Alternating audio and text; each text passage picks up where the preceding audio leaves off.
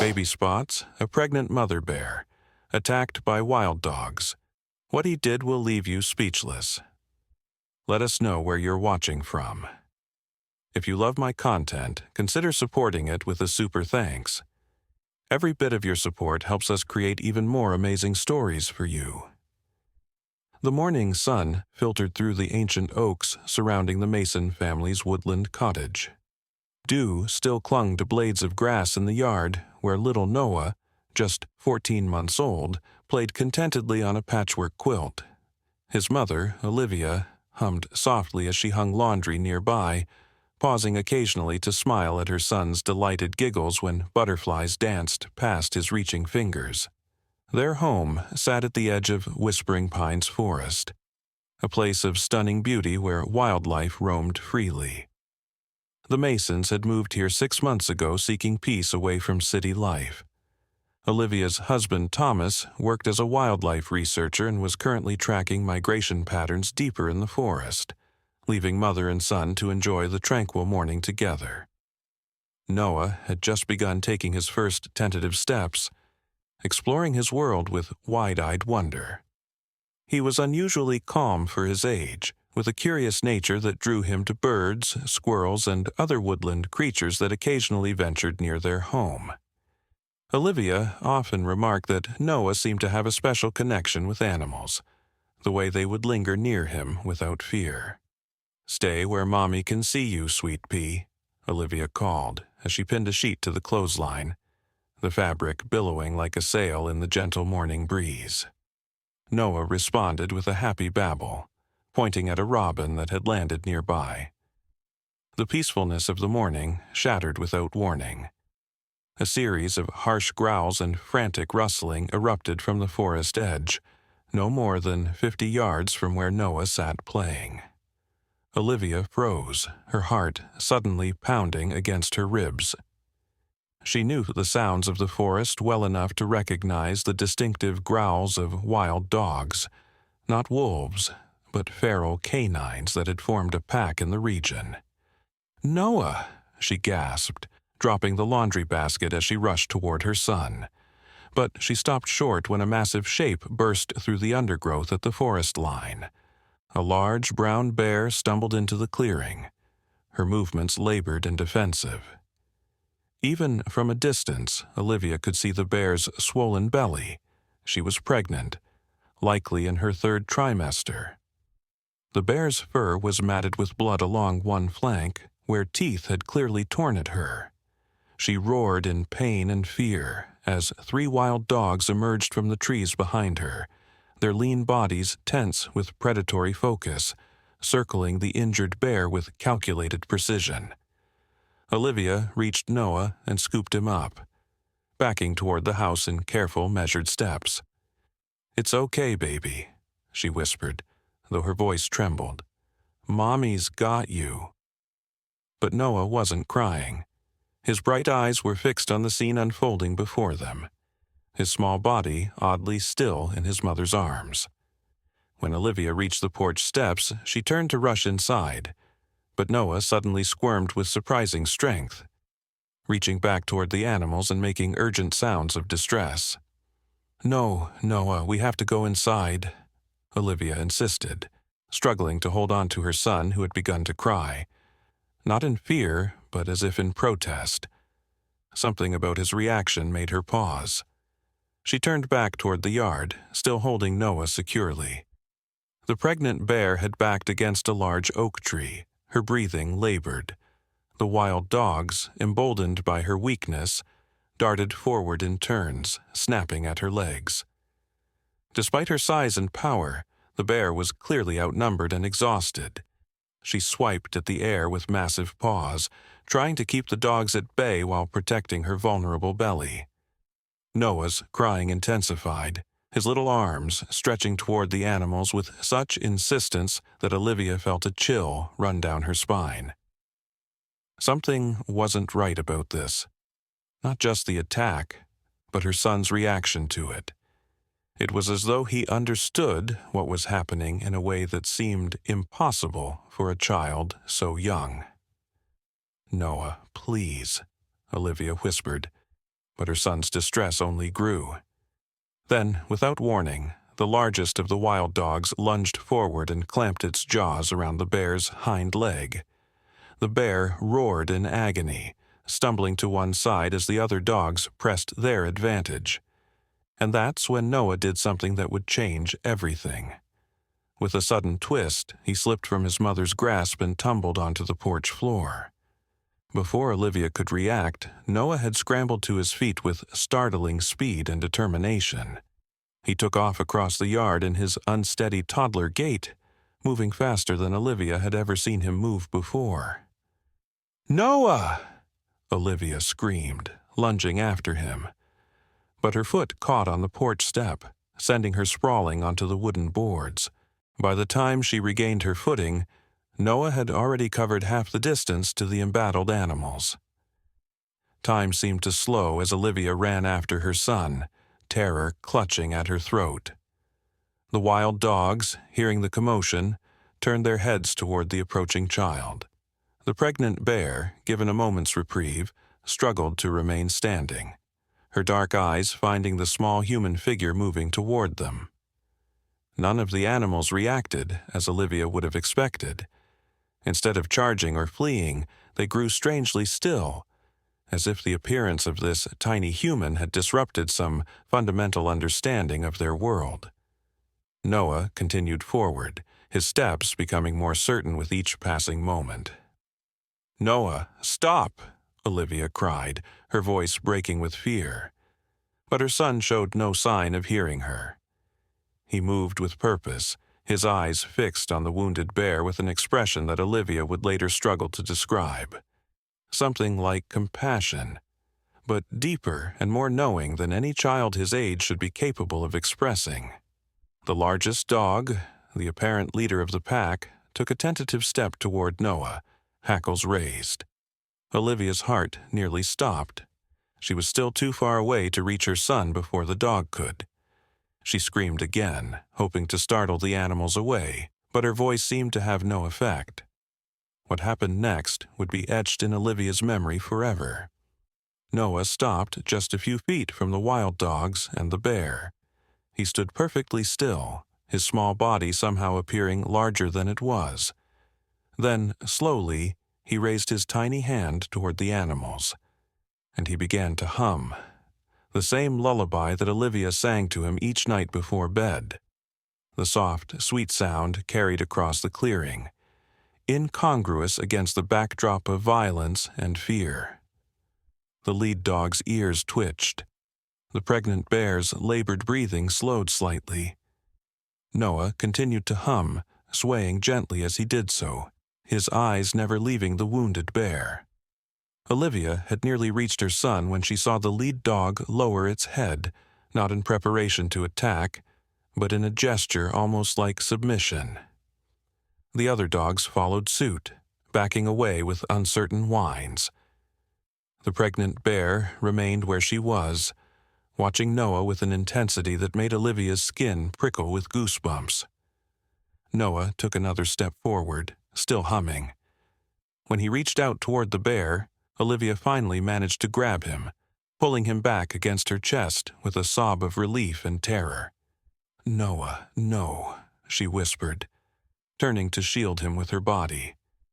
She braced herself for an attack from either the dogs or the bear, but the attack never came.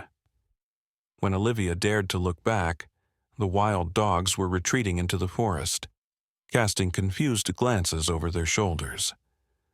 The pregnant bear remained by the tree, watching Noah with those intelligent eyes. There was something in her gaze, something that looked almost like recognition. Then, with a soft huffing sound, the bear turned and limped away into the forest, leaving behind nothing but trampled grass and spots of blood on the ground. Olivia clutched Noah tightly, her entire body shaking as she carried him back to the house. Her son was calm now, resting his head against her shoulder, as if nothing extraordinary had happened. But Olivia knew that she had witnessed something she would never be able to explain. A moment of connection between her child and the wild that defied all rational understanding. Later that evening, when Thomas returned from his research expedition, Olivia told him what had happened. He listened with growing amazement, his scientific mind struggling to make sense of Noah's behavior and the animal's reactions. "It's impossible," he said, watching their son sleep peacefully in his crib. "Bears and wild dogs are natural enemies, and both would normally see a human child as either a threat or prey. What you're describing shouldn't have happened." "But it did happen," Olivia insisted. "I saw it with my own eyes, Thomas. It was like Noah knew exactly what to do, like he understood something about those animals that we couldn't." Thomas had no explanation, but he promised to check on the pregnant bear the next day, concerned about her injuries. When dawn broke, Olivia and Thomas stepped onto the porch with Noah in his father's arms. Thomas was preparing to venture into the forest to look for signs of the wounded bear when he stopped short, pointing toward the tree line. There, at the edge of the forest, stood the pregnant bear. Her wounds had been licked clean, and she seemed stronger than she had the day before. Beside her stood a massive male bear, her mate, presumably, his powerful form positioned protectively at her side. The bears watched the human family for a long moment. Noah squealed in delight, reaching out toward them with recognition. The pregnant bear huffed softly, as if in acknowledgement, before both animals turned and disappeared into the forest depth. Thomas stood speechless, his scientific worldview shaken to its core. Olivia took Noah from his arms, tears filling her eyes as she whispered, "What did you do, my special boy? What did you understand that we couldn't?" Noah simply smiled, his innocent face holding secrets that would remain forever beyond adult comprehension. A momentary bridge between human and wild that had saved a mother and her unborn cub from certain death, and revealed that sometimes the purest form of communication comes from those who have not yet learned to speak.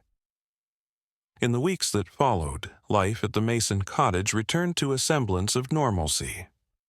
Thomas increased security around their property, installing motion sensors and a more robust fence around the yard where Noah played. Olivia found herself constantly scanning the forest edge whenever she was outside with Noah, her body tense with both protective instinct and lingering wonder. But Noah seemed unchanged by the extraordinary encounter. He continued to develop like any other toddler his age, babbling happily, exploring his surroundings with curious hands, and delighting in simple pleasures. Only occasionally would Olivia catch him staring into the woods with an intensity that seemed beyond his years, his head tilted as if listening to voices only he could hear. "Do you think he'll remember any of it when he's older?" Olivia asked Thomas one evening as they watched Noah stack blocks on the living room floor. Thomas shook his head. Most childhood memories before the age of 3 don't form permanent neural pathways. He's too young to retain conscious memories of what happened. Olivia wasn't entirely convinced. There was something in Noah's connection with the forest that felt too profound to simply disappear with time. 3 months passed. Summer gave way to autumn, painting the Whispering Pines forest in brilliant shades of amber and gold. Thomas's wildlife research had taken an unexpected turn. He'd secured a grant to study the unusual bear population in their region, particularly focusing on their behavior patterns around human settlements. Though he never explicitly connected his new research focus to Noah's experience with the pregnant bear, Olivia understood the unspoken motivation behind his work. It was on a crisp October morning when the next strange occurrence happened. Olivia was in the kitchen preparing breakfast while Noah played in his high chair, smashing banana pieces with delighted concentration. A sudden movement outside the window caught her attention. She glanced up, expecting to see deer or perhaps wild turkeys that sometimes ventured near the house. Instead, she found herself looking at 3 bear cubs, each about the size of a small dog, tumbling playfully at the edge of their yard. Olivia's breath caught in her throat. Her eyes darted around, searching for the mother bear who would surely be nearby. And there she was, standing just beyond the tree line, her massive form unmistakable even in the dappled forest light. Olivia recognized her immediately. The scar tissue along her flank where the wild dogs had attacked her was visible even from a distance. The bear stood perfectly still, watching the house with those intelligent eyes that had haunted Olivia's dreams for months. "Thomas," she called, her voice hushed but urgent. "Come quick." Noah, hearing the tension in his mother's voice, looked up from his banana mush. When he spotted the bears outside, his reaction was immediate and startling. He let out a sound of pure joy, slapping his hands against the high chair tray and bouncing with excitement. Thomas rushed into the kitchen, camera in hand. He'd been organizing his research notes in the study. He froze when he saw the scene outside their window. 3 cubs, he whispered in amazement. She had triplets. The mother bear huffed softly, and the cubs immediately responded, abandoning their play to scamper back toward her. But instead of retreating into the forest, the bear did something that sent chills down Olivia's spine. She took a deliberate step forward, then another, moving into the yard with slow, measured steps. Her cubs followed obediently, staying close to her massive form. "Don't move," Thomas said quietly, raising his camera to document the extraordinary behavior. "Bears almost never approach human dwellings this directly unless they're desperate for food, but she doesn't appear to be foraging." Noah began making insistent sounds, straining against the straps of his high chair. His face showed no fear, only excitement and something that looked strangely like recognition. The mother bear stopped about 20 yards from the house. She rose up on her hind legs, towering nearly 7 feet tall, her scarred side clearly visible. The pose wasn't threatening. She wasn't showing teeth or giving warning signals. Instead, she seemed to be presenting herself, making sure they could see her clearly. The cubs sat at her feet, unusually disciplined for such young animals. "She's showing us her family," Olivia whispered, a lump forming in her throat. Thomas nodded, too overwhelmed to speak.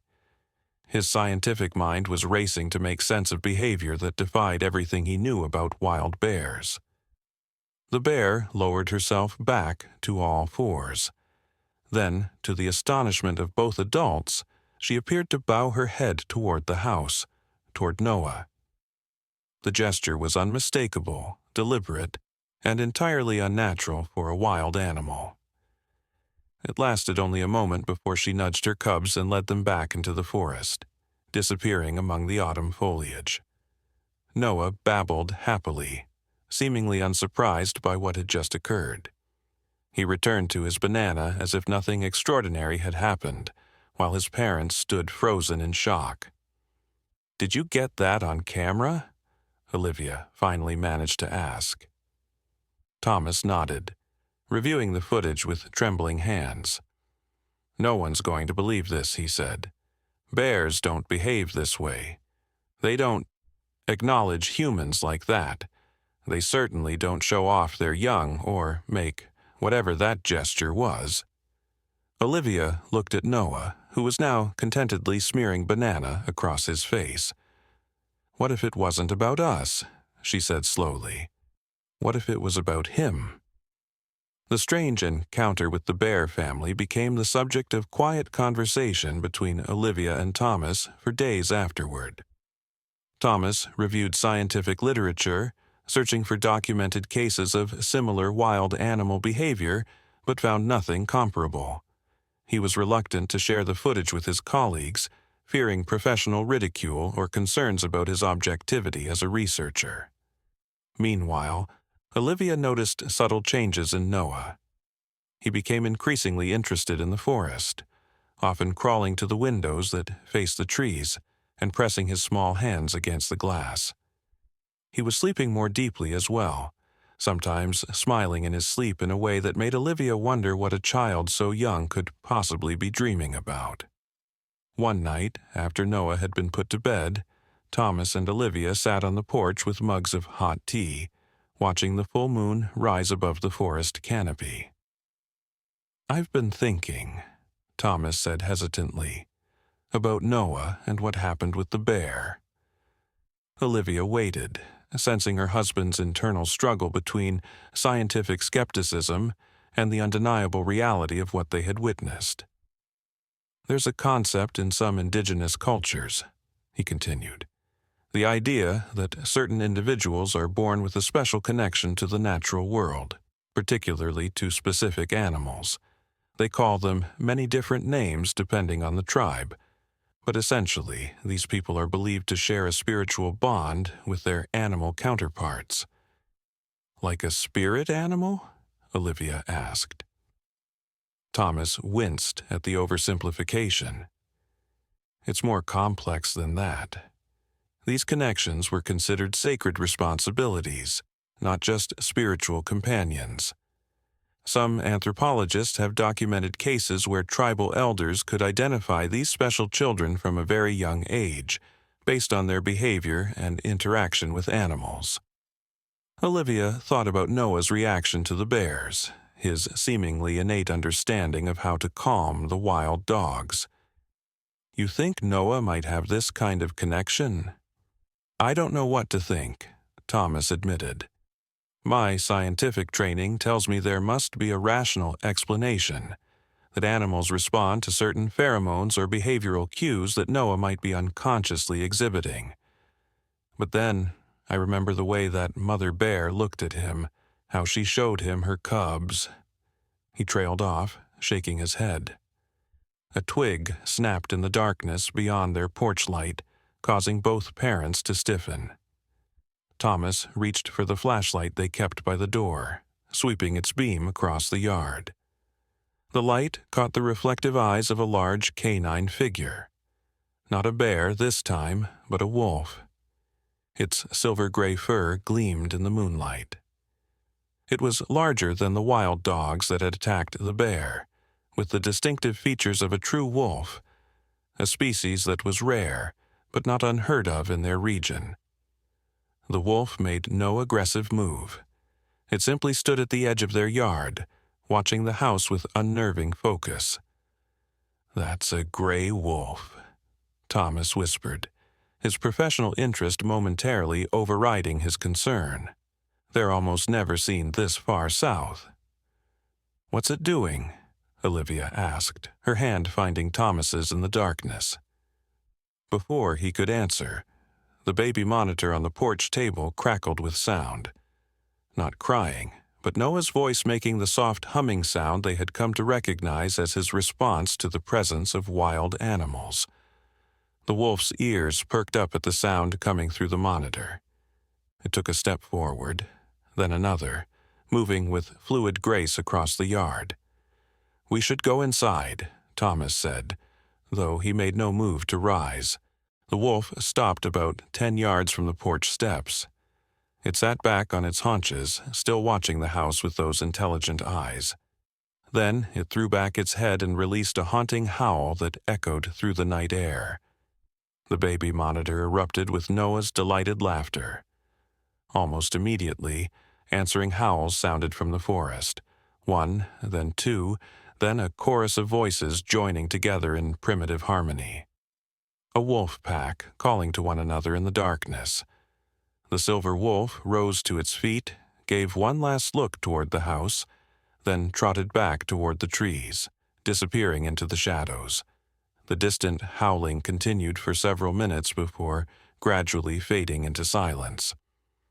Thomas and Olivia sat motionless on the porch, their tea forgotten. Through the baby monitor they could hear Noah babbling happily in his crib, apparently completely undisturbed by the wolf chorus that would have terrified most adults, let alone children. "This isn't normal," Olivia finally whispered. "What's happening to our son?" Thomas had no answer. His worldview as a scientist was being challenged in ways he had never anticipated when they moved to this forest home. "I don't know," he admitted, "but I think we need to consider the possibility that Noah has a gift, something beyond our understanding." That night, neither of them slept well. Olivia got up repeatedly to check on Noah, finding him sleeping peacefully each time, often with a slight smile on his innocent face. Thomas sat at his desk until dawn, researching cultural and scientific accounts of unusual human-animal connections, finding tantalizing fragments of similar stories scattered throughout history and across cultures, but nothing that fully explained what they were experiencing with their son. As autumn deepened toward winter, the strange animal encounters continued. A fox appeared regularly at the edge of their yard, watching the house with curious eyes when Noah played on the porch.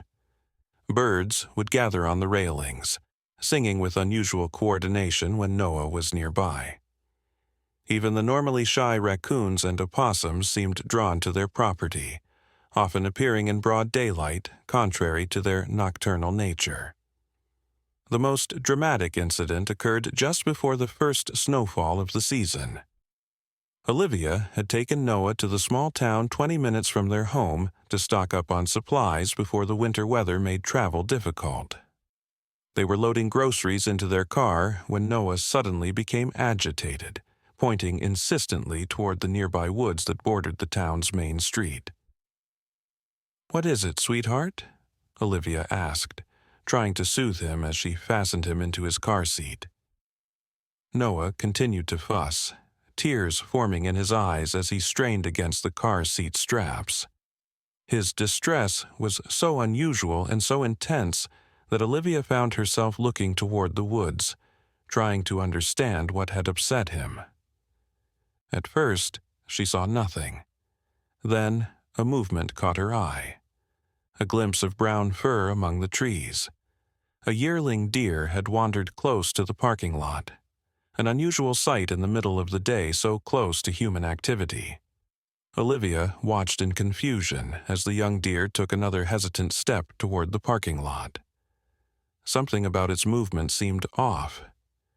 When it emerged further from the tree line, she understood why. A cruel metal trap was clamped around one of its hind legs, the chain trailing behind it as it limped forward. The deer was thin, likely unable to forage properly due to its injury. It would not survive the coming winter in that condition. Noah's cries grew more insistent. He was reaching toward the wounded animal with such desperation that Olivia felt tears spring to her own eyes. Without fully understanding why, she took out her phone and called Thomas. "There's an injured deer near the grocery store," she explained quickly. "It has a trap on its leg. He's very upset about it. I think he wants us to help it."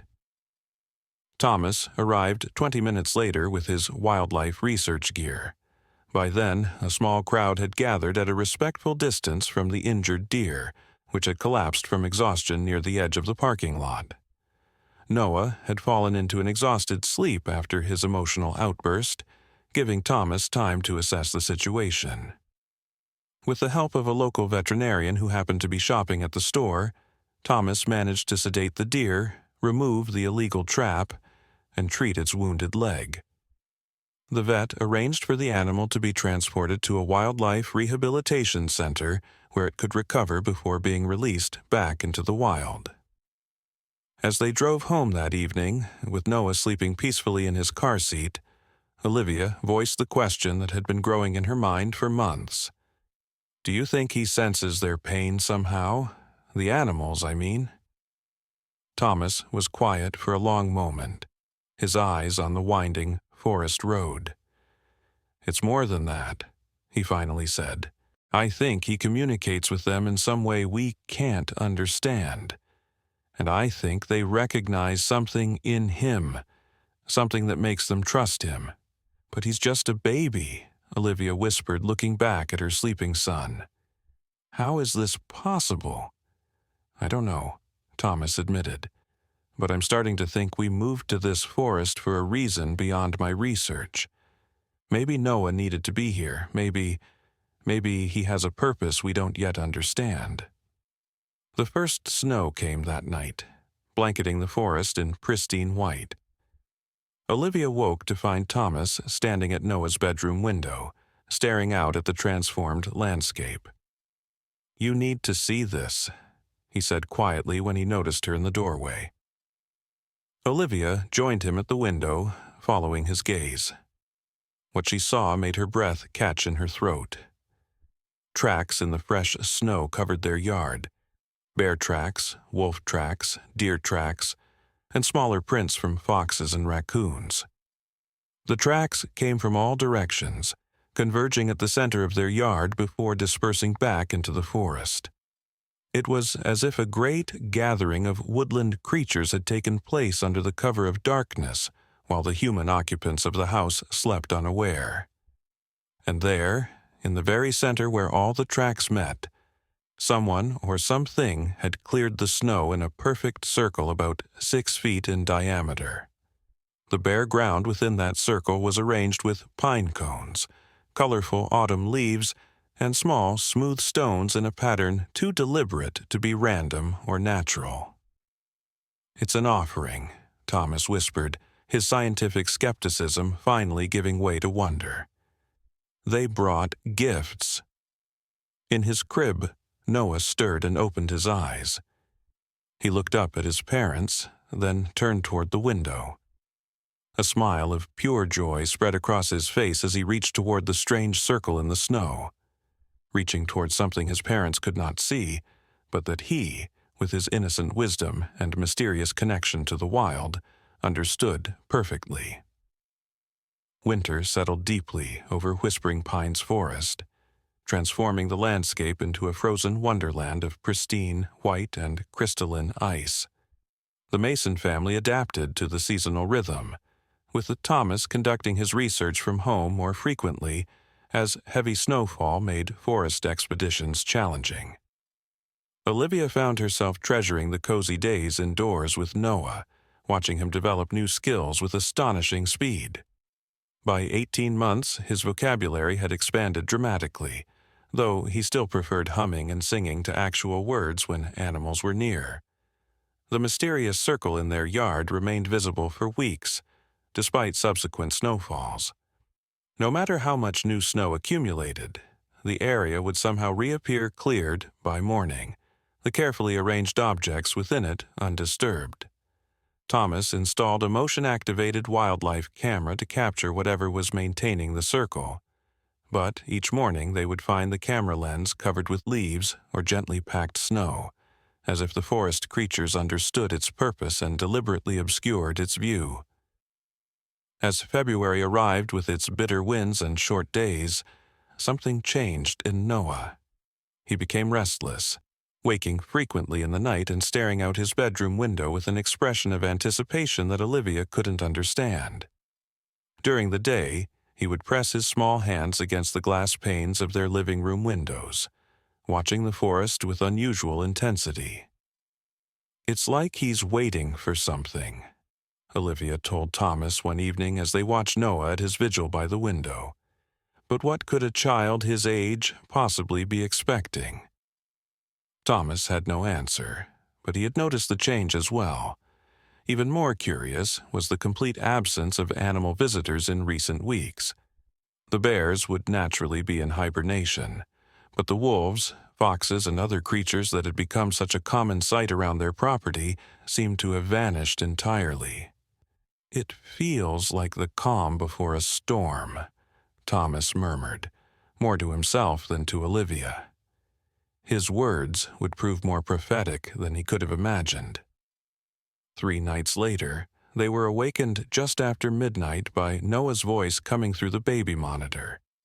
He wasn't crying or calling for them. He was singing. The melody was nothing Olivia recognized. Certainly not one of the lullabies she sang to him. It had an ancient, haunting quality that raised goosebumps along her arms. Thomas was already pulling on his robe. "Something's happening," he said, his voice tight with a mixture of concern and anticipation. They hurried to Noah's room, pushing the door open to find their son standing in his crib, facing the window. Outside, the full moon bathed the snow-covered landscape in ethereal silver light. Noah didn't turn when they entered. He continued his strange, melodic humming, swaying slightly as he sang. "Noah, sweetie," Olivia called softly, approaching the crib. "What are you doing awake?" Noah finally looked at her, his eyes reflecting the moonlight in a way that momentarily made him appear older, wiser, almost ageless. "They're coming," he said clearly, the first complete sentence they had ever heard him speak. A chill that had nothing to do with the winter night ran through Olivia. "Who's coming, baby?"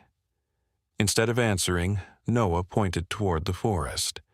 Following his gesture, Thomas and Olivia looked out the window and froze in astonishment. Emerging from the trees was a procession unlike anything they could have imagined. At the forefront walked the mother bear with her 3 cubs, now considerably larger than when they had last seen them. Behind the bear family came the silver wolf they had encountered in autumn, leading a pack of 6 other wolves that moved with fluid grace across the snow. Following the wolves were deer, a dozen or more, moving in formation with the yearling they had rescued at the lead, its healed leg showing only the faintest hint of a limp. But the procession didn't end there. Foxes, raccoons, and opossums moved together without their usual animosity. Hawks and owls circled overhead, their silhouettes stark against the moonlit sky. Even creatures that should have been hibernating or inactive in winter, groundhogs, skunks, and squirrels, joined the strange parade. "This is impossible," Thomas whispered, his scientific mind struggling to process what he was seeing. Predator and prey were moving together without fear or aggression, united in what appeared to be a deliberate, coordinated movement toward the Mason home. Noah's singing grew louder, his little voice carrying through the night air. At the sound, the entire animal procession paused, as if waiting for something. "He's calling them," Olivia realized, her voice barely audible, or answering them. Thomas grabbed his phone from the nightstand and began recording the extraordinary scene. His hands trembled as he captured footage that would challenge every established principle of animal behavior. The procession resumed its advance, ultimately gathering around the mysterious circle in the yard. The mother bear and her cubs took position at what appeared to be the head of the gathering, while the silver wolf led its pack to form another point of what was beginning to look like a deliberate pattern. Noah squirmed in Olivia's arms, clearly wanting to be put down. "I need to go outside," he said with startling clarity, his vocabulary suddenly far beyond what he had demonstrated before. "Noah, it's freezing out there, and all those animals," Olivia began. "They won't hurt me," Noah interrupted with absolute certainty. "They need me." Thomas and Olivia exchanged uncertain glances. Everything in their parental instincts screamed against allowing their toddler anywhere near such a gathering of wild creatures. And yet, they had witnessed repeatedly the inexplicable connection between their son and these animals. "We'll all go," Thomas decided, retrieving Noah's warmest snowsuit from the closet. "Stay close to us. And if I say we need to come back inside, no arguments." Noah nodded solemnly as Olivia helped him into his winter gear. The whole time, his eyes remained fixed on the window, where the animal gathering continued to grow in size and complexity. When they finally stepped onto the porch, bundled against the bitter cold, the entire assembly of animals grew still and silent. Dozens of pairs of eyes turned toward them, or, more specifically, toward Noah. Noah took a confident step forward, showing none of the toddler unsteadiness that typically characterized his walking. Thomas kept a protective hand on his son's shoulder, ready to snatch him back at the first sign of danger, while Olivia stayed close behind, her heart pounding with a mixture of fear and wonder. As they approached the edge of the circle, the mother bear rose onto her hind legs, towering over them. Thomas tensed, preparing to grab Noah and retreat, but the bear made no aggressive move. Instead, she lowered herself back down and took a deliberate step backward, creating a path for them to enter the circle. Noah walked forward without hesitation, his small boots crunching in the snow. When he reached the center of the circle, he stopped and turned slowly, taking in the gathering of wildlife that surrounded him. Then, to his parents' amazement, he began to speak, not in the simple words of a toddler, but in complex, flowing sentences that seemed impossible coming from his 18-month-old mouth. "They're scared," he said, his voice carrying clearly through the still night air. "Something is coming. Something that will hurt their home, hurt our home." "What do you mean, Noah?" Thomas asked, struggling to maintain his composure in the face of this impossible scenario. "What's coming?" Noah tilted his head, as if listening to voices only he could hear. "Fire," he finally said. But not right fire, ground fire, bad fire. Olivia knelt in the snow beside her son, ignoring the cold seeping through her pajama pants. "Are you talking about a forest fire, sweetheart?" Noah shook his head, frustration crossing his features as he struggled to translate what he understood into words his parents could comprehend. "Under fire. Coming soon. Animals know." Thomas's scientific mind began making connections. Underground fire. Could he mean a coal seam fire? There was mining in this region a century ago. Or natural gas, Olivia suggested. "Remember that news story last year about the natural gas pocket that ignited in Henderson County? It burned for weeks before they could contain it." Noah stomped his foot impatiently, sensing that his parents weren't fully understanding. He turned to the mother bear and made a series of soft huffing sounds that mimicked bear communication. The massive animal responded with a similar sound, then used her powerful paw to sweep away snow from a patch of ground within the circle. With growing astonishment, Thomas and Olivia watched as the bear uncovered a section of disturbed earth. Small wisps of what looked like steam rose from the revealed ground, but when Thomas cautiously moved closer, he detected the unmistakable rotten egg odor of hydrogen sulfide. "It's a gas leak," he said, realization dawning. "Probably from an old pocket that's been disturbed somehow." He pulled out his phone and began taking photos of the site. This could be catastrophic if it ignites. It could spread underground throughout the entire forest, creating sinkholes, killing vegetation, poisoning water sources. Noah nodded vigorously, relief evident on his face now that his father understood. "Animals leaving," he explained, gesturing to the gathered creatures. "But wanted to tell us first?" Olivia felt tears springing to her eyes, overwhelmed by the implications. "They came to warn us? Because of Noah?"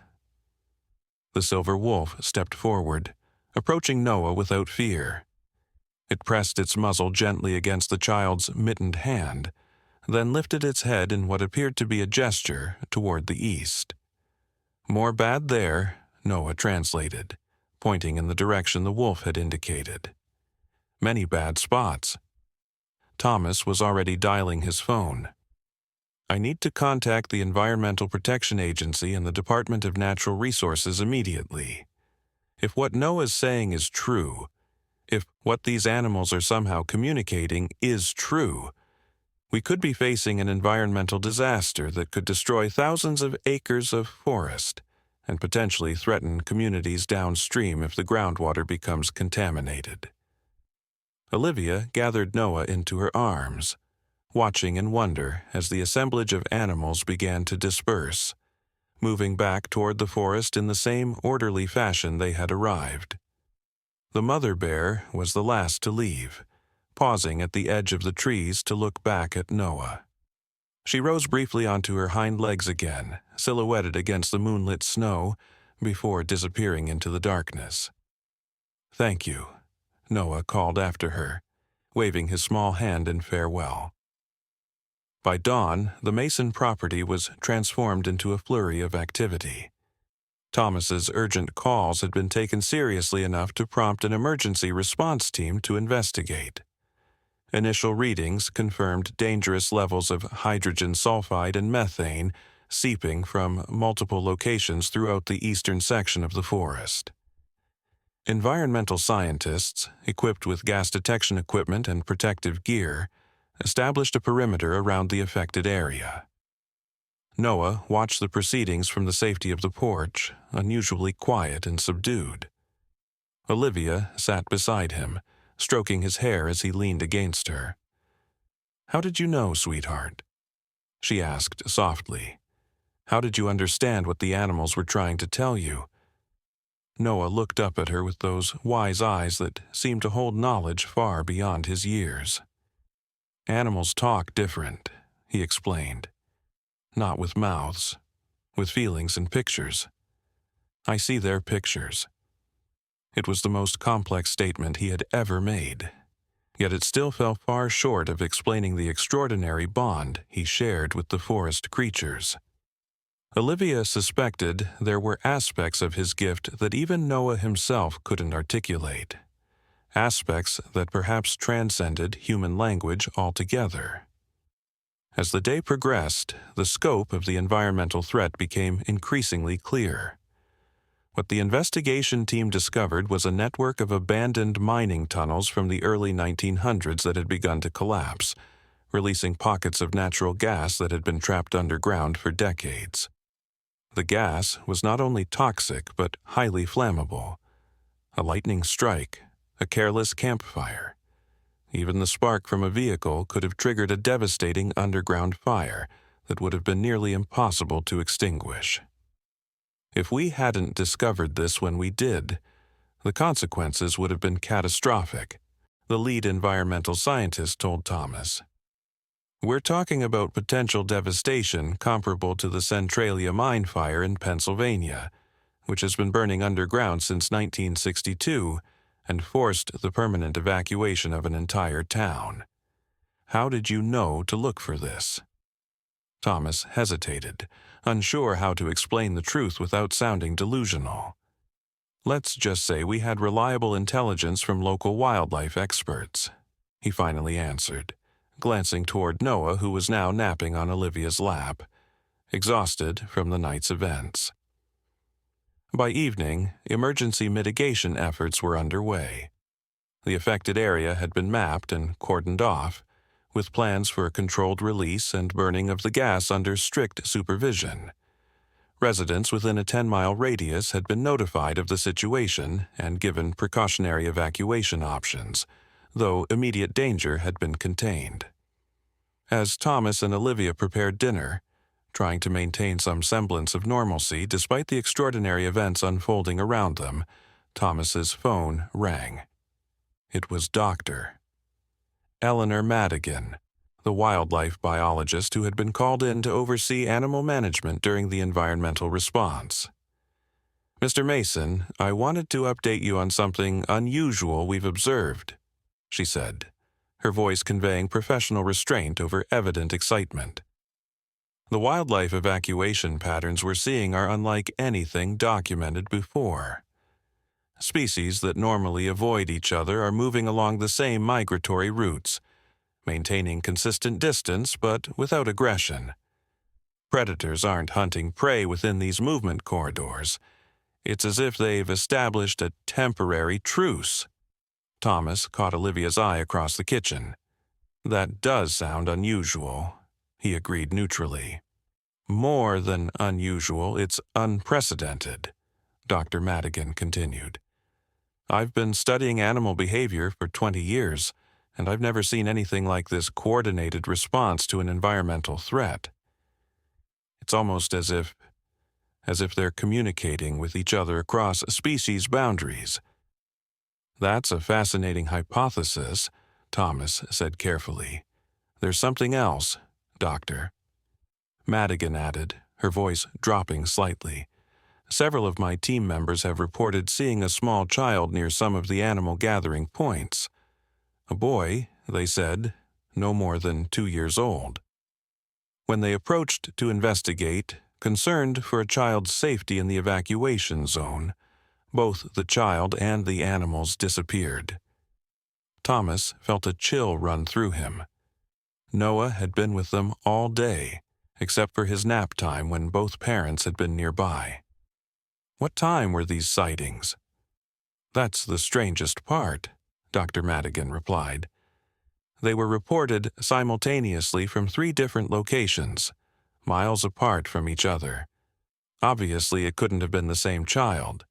We've dismissed it as stress and exhaustion affecting the team, but I thought you might find it interesting given your research on human-wildlife interactions in this region." After ending the call, Thomas shared the conversation with Olivia. They both looked toward Noah, who was now sitting on the living room floor, arranging blocks in a pattern that looked suspiciously similar to the circle the animals had created in their yard. "Do you think it's possible?" Olivia whispered. "Could Noah somehow be projecting himself, communicating with animals across the forest?"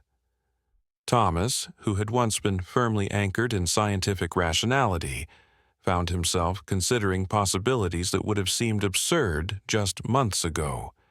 "I don't know what's possible anymore," he admitted, "but I do know that our son has a connection to this forest and its inhabitants that defies conventional explanation." That night, after Noah had been tucked into bed, Thomas and Olivia sat at their kitchen table with mugs of tea, facing a decision that would alter the course of their lives. "We need to protect him," Olivia said, voicing the concern that had been growing in her mind throughout the day. "When word gets out about how we discovered the gas leak, and it will get out, despite our vague explanations, people will ask questions. Scientists, media, government agencies, they'll want to study him, document his abilities." Thomas nodded, having reached the same conclusion. Our quiet life here would be over. Noah would become a subject of fascination, maybe even experimentation. He wouldn't have a normal childhood. "But we can't just pretend this isn't happening," Olivia continued. "His connection with the animals is getting stronger, not weaker, and today proved that it serves a purpose, an important one." Thomas was quiet for a long moment, considering their options. "I've been offered a research position," he finally said, "at the International Wildlife Conservation Center in British Columbia. It's remote, tucked into one of the largest protected wilderness areas in North America. I turned it down initially because I thought it would be too isolated for us, but now—" Olivia understood immediately. A place where Noah could continue to develop his gift without scrutiny, where his connections with wildlife would be seen as part of your research work, not as something supernatural or exploitable. Exactly. The scientific community there is focused on preservation, not sensation, and the indigenous peoples of that region have traditions that honor special connections between humans and the natural world, rather than treating them as anomalies to be studied under a microscope. Olivia reached across the table and took Thomas's hand. "When would we leave?" "I'd need to contact them, see if the position is still available, but ideally before the full story of the gas leak breaks, before Noah becomes the center of attention." As if summoned by their conversation, a soft sound came through the baby monitor. Noah's voice, humming his strange melodic song. Olivia and Thomas exchanged glances, then moved quietly to his room, pushing the door open just enough to peek inside. Noah was standing in his crib again, facing the window. Outside, in the moonlight, a single figure stood at the edge of their yard, the silver wolf, its coat gleaming like polished metal in the pale light. As they watched, Noah raised his small hand in a gesture that seemed both a greeting and a farewell. The wolf lifted its muzzle and released a single, haunting howl that echoed through the night. Then it turned and loped away into the forest, disappearing among the shadows of the ancient trees. Noah watched until the wolf was gone, then lay back down in his crib, pulling his blanket up as if nothing unusual had occurred. Within moments, his breathing deepened into the rhythm of sleep. Thomas wrapped his arm around Olivia's shoulders as they stood in the hallway, contemplating the extraordinary path that lay before them.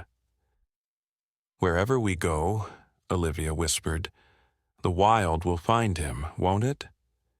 Thomas nodded, a mixture of wonder and responsibility settling over him like a mantle. "Yes," he agreed softly, "and he will always find the wild." 3 weeks later, the Mason family's belongings were packed into a moving truck bound for British Columbia. The government investigation into the potentially catastrophic gas leak had been successfully contained, with only vague mentions in official reports about how the initial discovery had been made. Thomas had accepted the position at the Conservation Center, where his expertise and his openness to unconventional observations would be valued rather than scrutinized. On their final morning at the cottage, Olivia carried Noah out to the yard one last time. The circle where the animals had gathered was still visible, though spring melt had begun to erase its edges. Noah wiggled to be put down, and when his feet touched the ground he ran to the center of the circle. From the surrounding forest came a rustling of leaves and snapping of twigs. Olivia tensed instinctively, but relaxed when she saw what emerged: the mother bear and one of her cubs, the silver wolf, the healed yearling deer, and a red fox. They kept their distance, forming a loose semicircle at the edge of the trees. Noah faced them, his expression solemn beyond his years. He raised his small hand, palm outward, and began to sing his strange, haunting melody. The animals watched in perfect stillness, bearing witness to a farewell that transcended human understanding. When the song ended, Noah turned back to Olivia, reaching up to be carried. "We go now," he said simply, "but I come back when I'm bigger."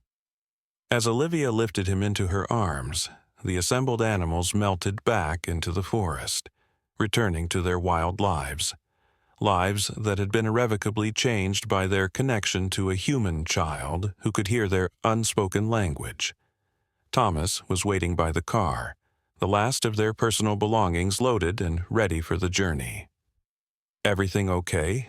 he asked, noting Olivia's emotional expression. She nodded, unable to speak past the lump in her throat. Noah leaned his head against her shoulder, suddenly every bit the normal tired toddler, except for his eyes, which held memories and knowledge that would shape his destiny in ways his parents could only begin to imagine. As they drove away from Whispering Pines Forest, following the winding road that would lead them to their new life, Olivia glanced in the rearview mirror. For just a moment, she thought she saw a line of animals standing at the forest edge, watching their departure. Then the car rounded a bend, and the image was gone. A final glimpse of the extraordinary bond between her son and the wilderness that had recognized him as one of their own. Noah slept peacefully in his car seat, one small hand resting on the window glass, fingers splayed as if reaching for something in his dreams. On his face was the serene smile of a child who had found his purpose in the world long before he had the words to express it. A child who had bridged the ancient divide between human and wild, and in doing so had saved both. The Mason family's journey to British Columbia spanned 7 days, taking them through changing landscapes that gradually transformed from the familiar eastern deciduous forests to the majestic mountain ranges and dense coniferous woodlands of the Pacific Northwest. Throughout the drive, Thomas and Olivia noticed subtle changes in Noah's behavior with each new ecosystem they passed through. In the grasslands, he grew quiet and contemplative. Among the mountains, he became energetic and vocal, often pointing excitedly at hawks circling high above. By the time they reached the coastal rainforests, he had developed a new humming pattern, deeper, more rhythmic, somehow embodying the ancient presence of the towering cedar and fir trees that surrounded them. The International Wildlife Conservation Center was nestled in a secluded valley, accessible only by a single winding road that followed the course of a crystal-clear river. Surrounded by protected wilderness on all sides, the research facility consisted of a central building housing laboratories, offices, and meeting spaces, with residential cabins scattered discreetly among the trees for staff and visiting researchers. Dr. Helena Castillo, the center's director, greeted them personally when they arrived. A respected ecologist with silver-streaked black hair and keen eyes that missed nothing, she had been intrigued by Thomas's research on interspecies communication and had eagerly extended the job offer when he reached out to her. "I've arranged for you to have the cedar cabin," she explained as she helped them unload their car. "It's a bit further from the main building than the others, but it has the best access to the wilderness. I thought that might be important for your research, Thomas." Her eyes lingered briefly on Noah, who was wide awake now and taking in his new surroundings with obvious fascination. If Dr. Castillo noticed anything unusual about the way the child studied the forest, or how he cocked his head as if listening to sounds beyond human hearing, she made no comment. The cedar cabin exceeded their expectations.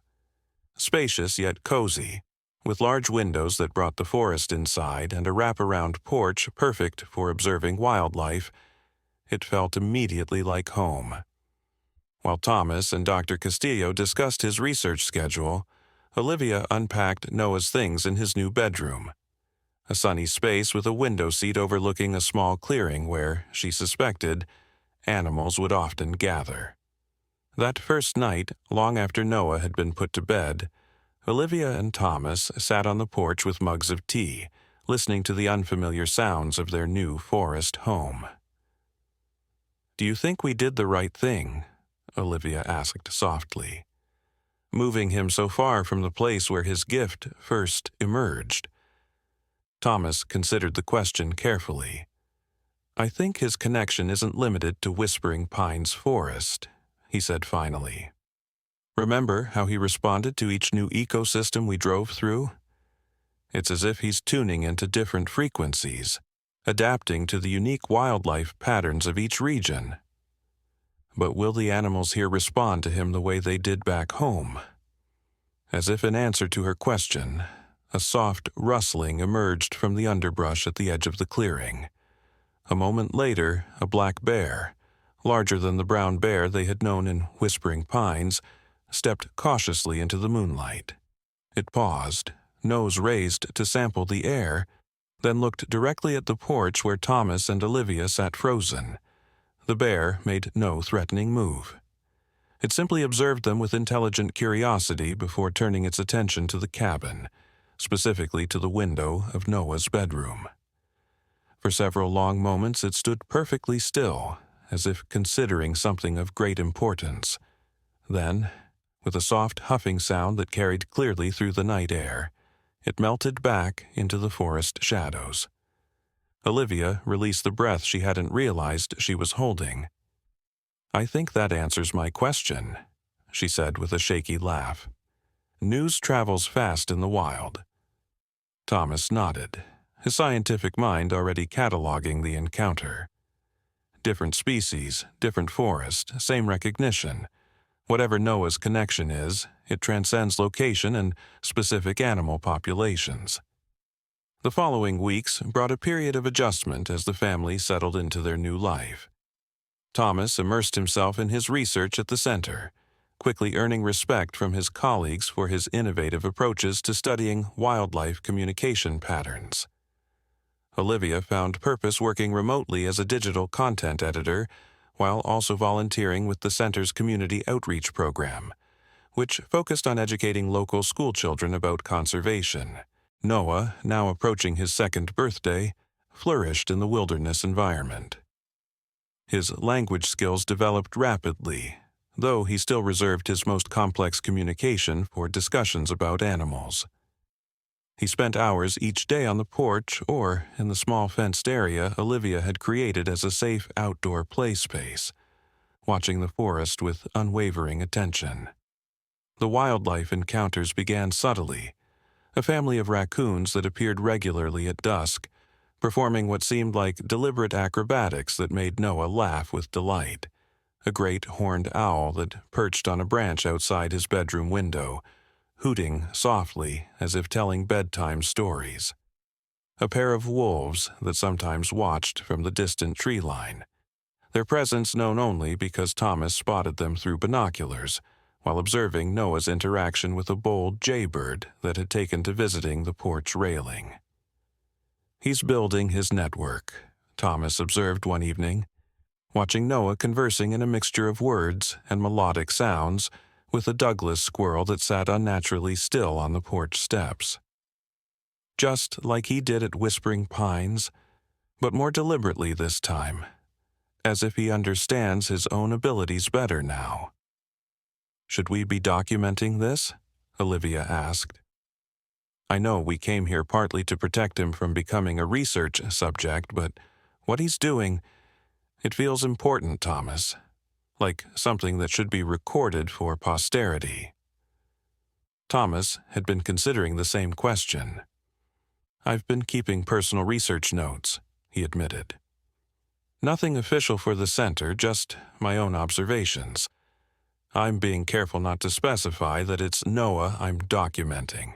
The notes simply refer to observed interspecies communication patterns in a controlled wilderness setting." Olivia nodded, understanding his caution. "I've been taking photographs," she confessed.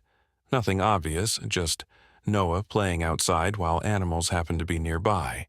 To anyone else, they would look like lucky wildlife shots, not evidence of anything extraordinary." Their conversation was interrupted by Noah himself, who came running onto the porch with unusual excitement. "Mama, Papa, come see." They followed him around to the back of the cabin, where the trees grew closer to the building. Noah pointed up at a massive cedar, where a crude platform of branches and twigs had been constructed about 15 feet above the ground. "Animals made it," Noah announced proudly, "for watching."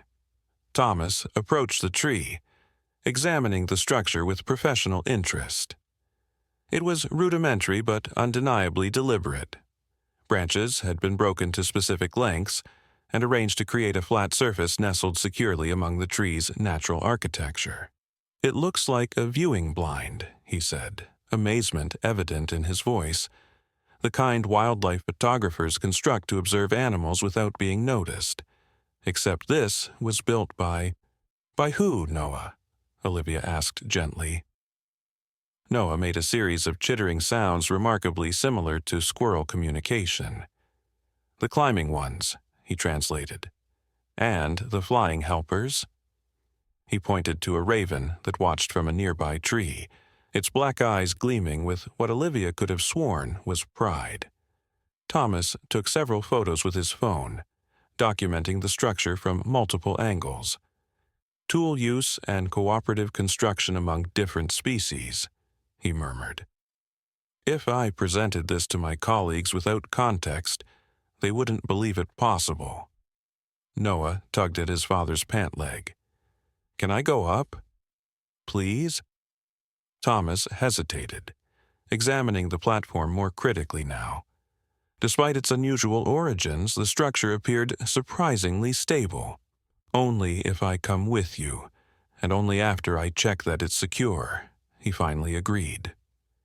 After a careful inspection that confirmed the platform was indeed sturdy enough to support weight, Thomas helped Noah climb onto his shoulders, then used a nearby branch to hoist himself up to the constructed blind.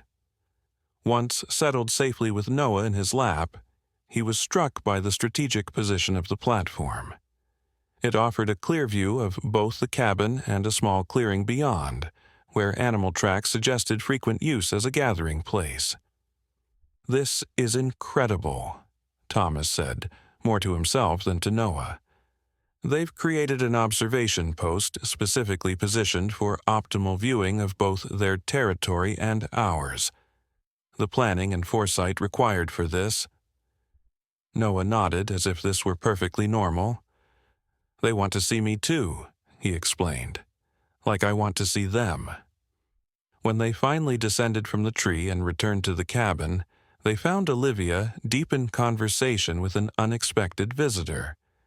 Dr. Helena Castillo sat at their kitchen table, a folder of papers spread before her. "Thomas, I'm glad you're back," Dr. Castillo said, her expression serious. "I need to discuss something important with both of you." Thomas felt a flicker of alarm.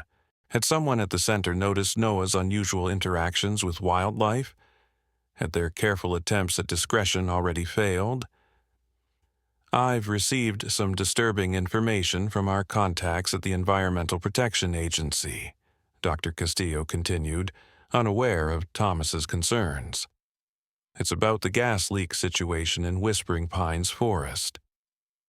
Relief washed over Thomas, followed quickly by renewed concern. "What about it? I thought the containment efforts were successful." "They were, largely thanks to the early detection."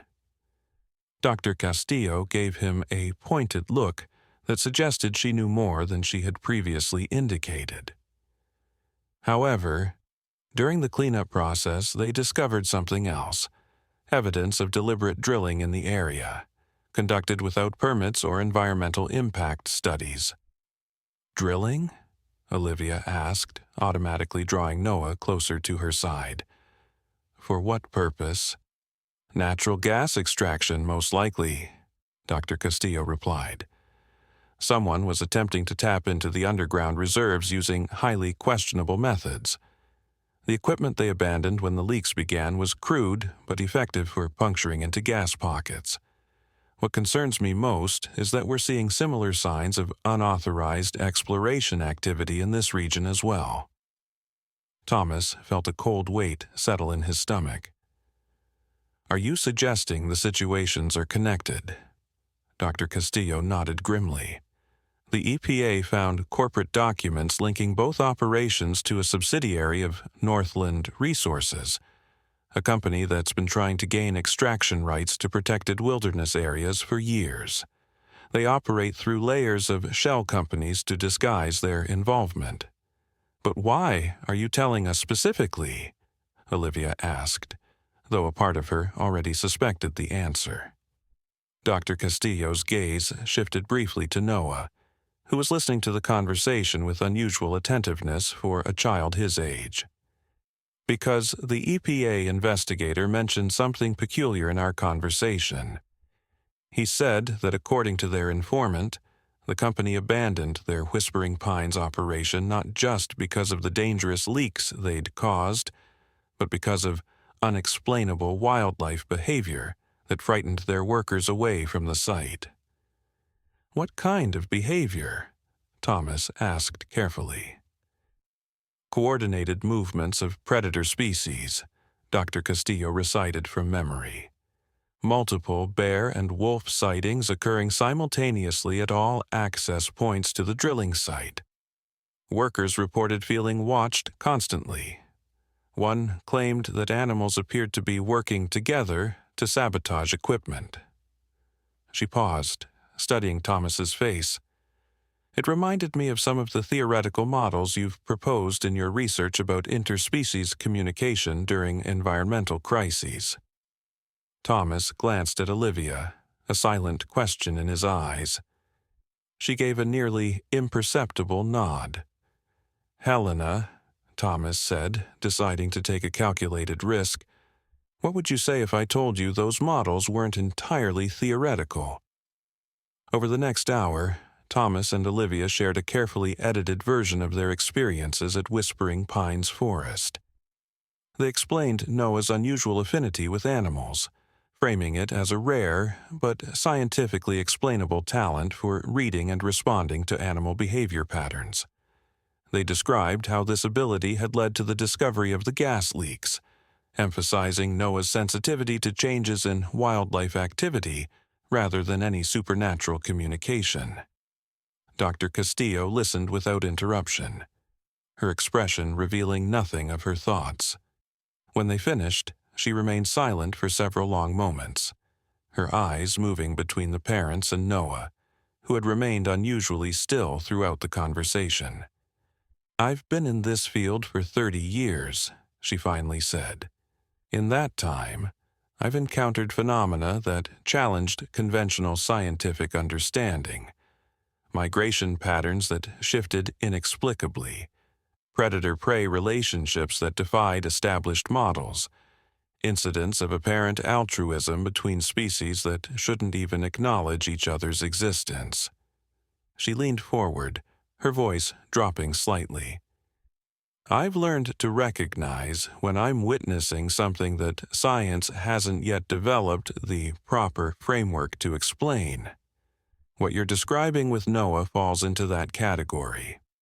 "You believe us?" Olivia asked, surprise evident in her voice. "I believe you're describing real phenomena," Dr. Castillo clarified. "The interpretation of those phenomena is where science must remain cautious, but I don't need to fully understand the mechanism to recognize its importance, particularly now, when it appears we may be facing a situation similar to what occurred at Whispering Pines." "You think Northland Resources is attempting illegal drilling operations here," Thomas stated. Dr. Castillo nodded. "Our conservation officers have reported unusual vehicle activity in the northern section of the protected area, where the terrain provides natural cover for equipment. We've increased patrols, but the region is vast, and our resources are limited." "What are you suggesting?" Olivia asked, already suspecting where the conversation was heading. Dr. Castillo turned her attention to Noah, who met her gaze with surprising directness for a child his age. "I'm suggesting that Noah's sensitivity to wildlife behavior patterns might provide early warning of environmental disturbances that our conventional monitoring systems would miss." She looked back at Thomas and Olivia. "With your supervision and strict protocols to ensure his well-being, of course." Thomas and Olivia exchanged concerned glances. They had come to British Columbia partly to protect Noah from becoming a research subject or tool. Yet the potential environmental threat was real, and if Noah's gift could help prevent another disaster. "I help," Noah said suddenly, his voice clear and decisive. "Animals already know bad things coming. They show me." All three adults turned to him in surprise. "What have they shown you, sweetheart?" Olivia asked gently. Noah slid from his chair and retrieved his drawing pad from the living room. He returned and opened it to a page covered with childish but recognizable images: mountains, trees, and a series of black dots arranged in a specific pattern. "Here," he said, pointing to the dots. "Metal things making ground sick." Dr. Castillo studied the drawing with intense interest. "That area matches where our patrols have reported suspicious activity," she said, her voice tight with controlled excitement. "The pattern almost looks like a drilling grid." Thomas felt a mixture of pride and concern as he watched Noah confidently explain his drawing. Their son's abilities were clearly developing beyond what they had witnessed at Whispering Pines. He was no longer just receiving information from animals. He was synthesizing it into actionable intelligence that humans could understand. "If we do this," Olivia said firmly, "we need absolute assurance of Noah's privacy and protection. No papers identifying him, no photographs, no opportunity for him to become known to Northland Resources or anyone who might exploit his abilities." Dr. Castillo nodded solemnly. "You have my word. Any information gathered will be attributed to advanced wildlife monitoring systems developed by the Center. Noah's involvement will remain strictly confidential, known only to the three of us." "4," Noah corrected seriously. Animals know too. Despite herself, Dr. Castillo smiled. Yes, of course, the four of us and your animal friends. Thus began a new chapter in the Mason family's extraordinary journey. With careful planning and strict protocols to ensure Noah's safety, they established a monitoring system that combined conventional scientific observation with Noah's unique abilities. 3 times a week, Thomas would take Noah on what appeared to be ordinary father-son nature walks, during which Noah would communicate with local wildlife and gather information about unusual activities or environmental changes in the protected wilderness. The information Noah collected was remarkable in its accuracy and detail. Through his animal contacts, he could identify not only where drilling equipment had been placed, but when it was likely to be operated, how many people were involved, and the access routes they used to enter the protected area. Dr. Castillo used this intelligence to coordinate with environmental enforcement officers and indigenous land protectors, strategically timing their interventions to catch Northland's operators in the act. Within 2 months, they had gathered enough evidence to trigger a formal investigation by federal authorities into Northland Resources' illegal activities. As Noah's 3rd birthday approached, his abilities continued to evolve in unexpected ways. He began to draw detailed maps showing wildlife movement patterns that even the center's advanced tracking systems couldn't capture. He developed distinct communication methods for different species, growling tones for bears, high whistling sounds for birds, complex rhythmic patterns for wolves and other canids. Most remarkably, he demonstrated an ability to sense environmental changes before they occurred, from weather patterns to subtle shifts in forest conditions. It's as if he's tapped into some kind of natural information network, Thomas observed one evening, reviewing his private research journal. The animals collectively process environmental data across vast areas, and Noah somehow accesses their combined awareness. Olivia, who had been watching Noah sleep through the nursery monitor, joined Thomas at the kitchen table. "I'm worried about what this is doing to his development," she admitted. "He's so advanced in some ways, his environmental awareness, his understanding of animal behavior, but he struggles with normal childhood social skills. When we take him to town, he seems overwhelmed by human interaction, as if people are somehow louder or more chaotic than animals." Thomas had noticed the same pattern.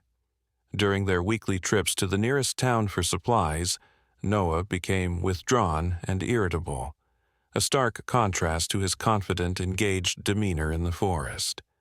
"Perhaps it's a matter of different communication styles," he suggested. "Animals communicate with purpose and clarity, warning signals, territorial markers, mating calls. Humans are more complex, with layers of subtext and social nuance that might be overwhelming for someone attuned to more direct communication patterns." Their conversation was interrupted by a sound from the monitor. Noah was singing in his sleep, the eerie, melodic humming that had become his signature form of communication with the forest creatures. Through the small screen, they watched as he sat up in bed, eyes still closed, and turned toward the window as if responding to a call they couldn't hear. "Something's happening," Olivia whispered, already moving toward the nursery. By the time they reached Noah's room, he was fully awake and standing at the window, his small hands pressed against the glass. Outside, in the clearing illuminated by the motion sensor lights they had installed, stood a massive bull elk, its magnificent antlers crowning its head like an ancient deity's. "King comes," Noah said, his voice filled with reverence. "Important message." Thomas recognized the elk as one of the oldest and largest in the region, a patriarch rarely seen near human habitation. For it to approach their cabin so directly, something significant must indeed be occurring. "What's the message, Noah?" he asked softly. Noah closed his eyes, his forehead furrowing in concentration as he listened to something beyond human perception. "Bad men coming," he finally translated. "Many bad men, not just for gas, for... He struggled, lacking the vocabulary to express the concept. "For taking away the talking." "Taking away the talking?" Olivia repeated, confused. "What does that mean, sweetheart?" Noah made a frustrated sound, then tried again. "They want animals to not talk to each other anymore, to not remember how to be together, to forget the old ways." Thomas felt a chill of recognition. "He might be referring to habitat fragmentation," he said to Olivia. "When development projects cut through wildlife corridors, they disrupt communication pathways between animal populations. Eventually, isolated groups lose their traditional migration patterns and interaction behaviors." Northland Resources isn't just after gas, Olivia realized. They're planning something bigger.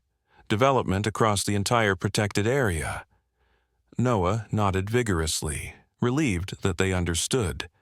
"King says they come tomorrow, many machines. We must stop them." Thomas was already reaching for his phone to call Dr. Castillo when Noah added something that froze him in place.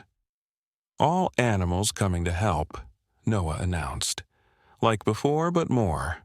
All kinds together," and he hesitated, seeming uncertain how to express the final piece of information.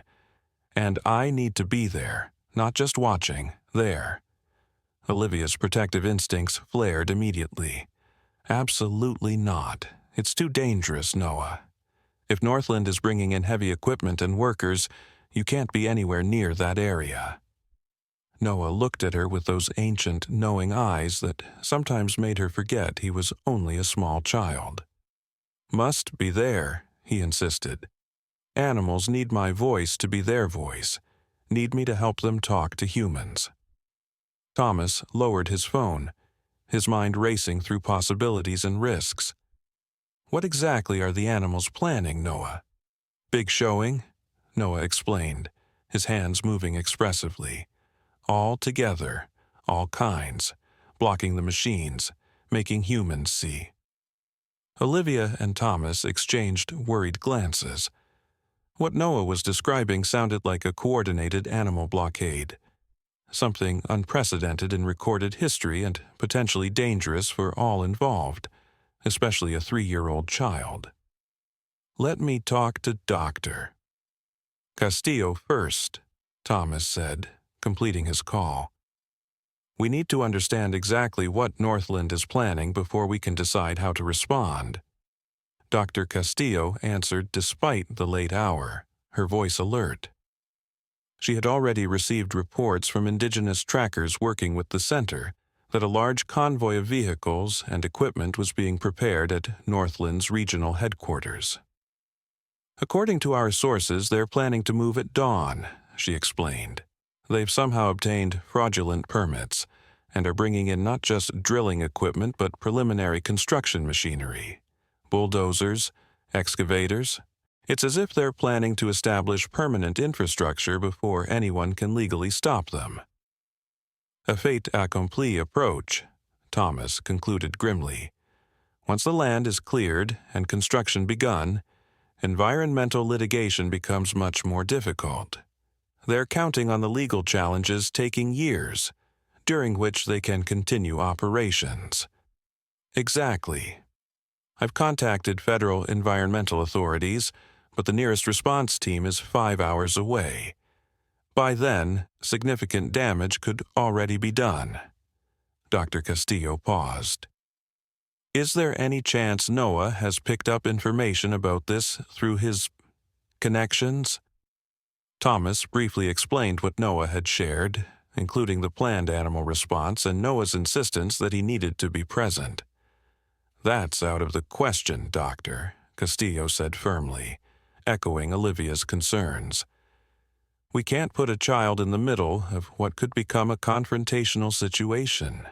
However," she hesitated, If Noah has indeed somehow coordinated some kind of wildlife demonstration, it could buy us critical time until official enforcement arrives. You believe that's possible? Thomas asked, surprised by her apparent acceptance of Noah's capabilities. Thomas, I've been receiving reports all evening of unusual wildlife activity throughout the protected area. Species that normally avoid each other are being seen traveling together. Predators are passing prey animals without hunting behavior. Something extraordinary is happening in these woods, and based on what we've observed over the past months, I'm inclined to believe your son is at the center of it.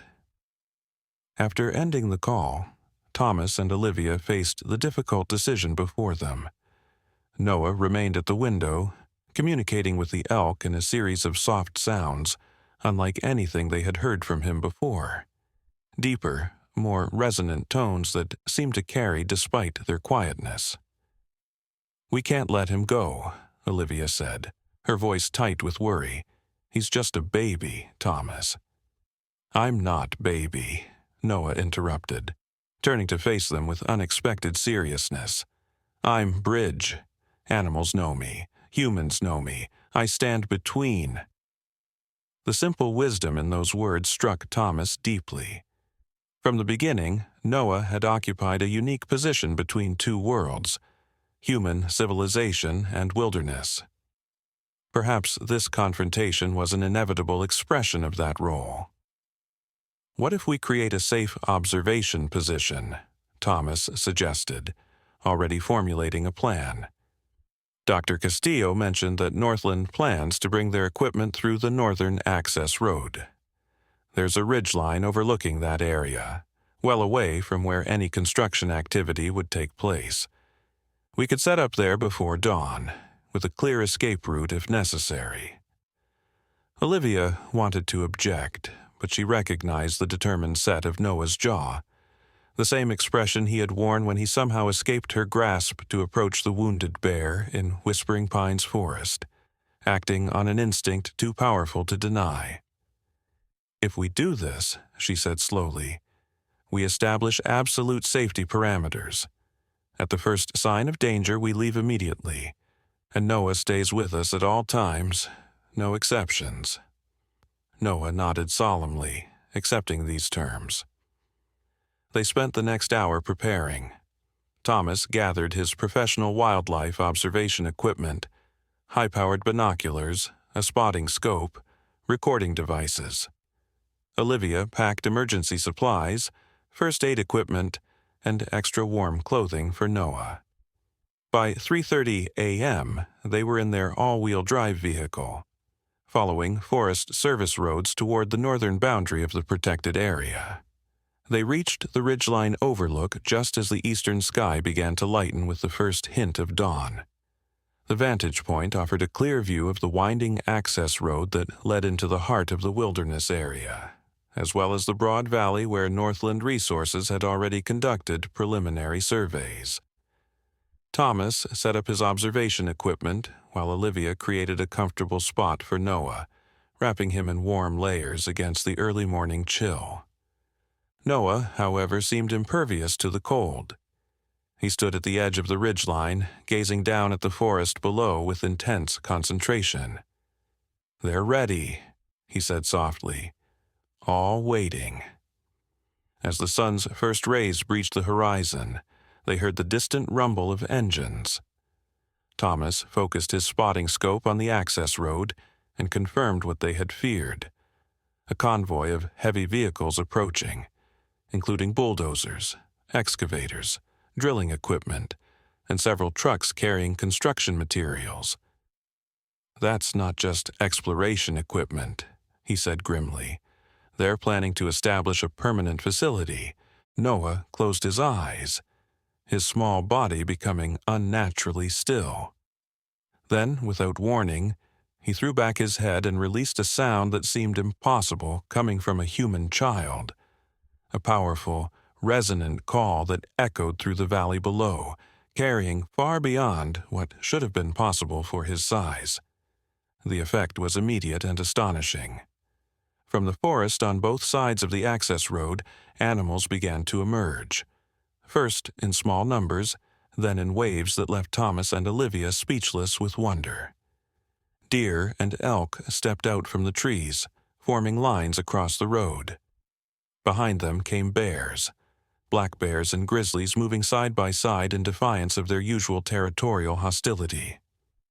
Wolves and coyotes emerged next, interspersed with smaller mammals, foxes, raccoons, martens, and fishers. From the trees above, eagles and hawks circled, their shadows passing over the gathering multitude in a display that resembled a coordinated aerial patrol. The convoy of vehicles ground to a halt as the lead driver encountered the first line of animals blocking the road. Through the spotting scope, Thomas could see the confusion and disbelief on the workers' faces as they tried to comprehend the unprecedented wildlife gathering forming before them. Noah made another sound, this one different.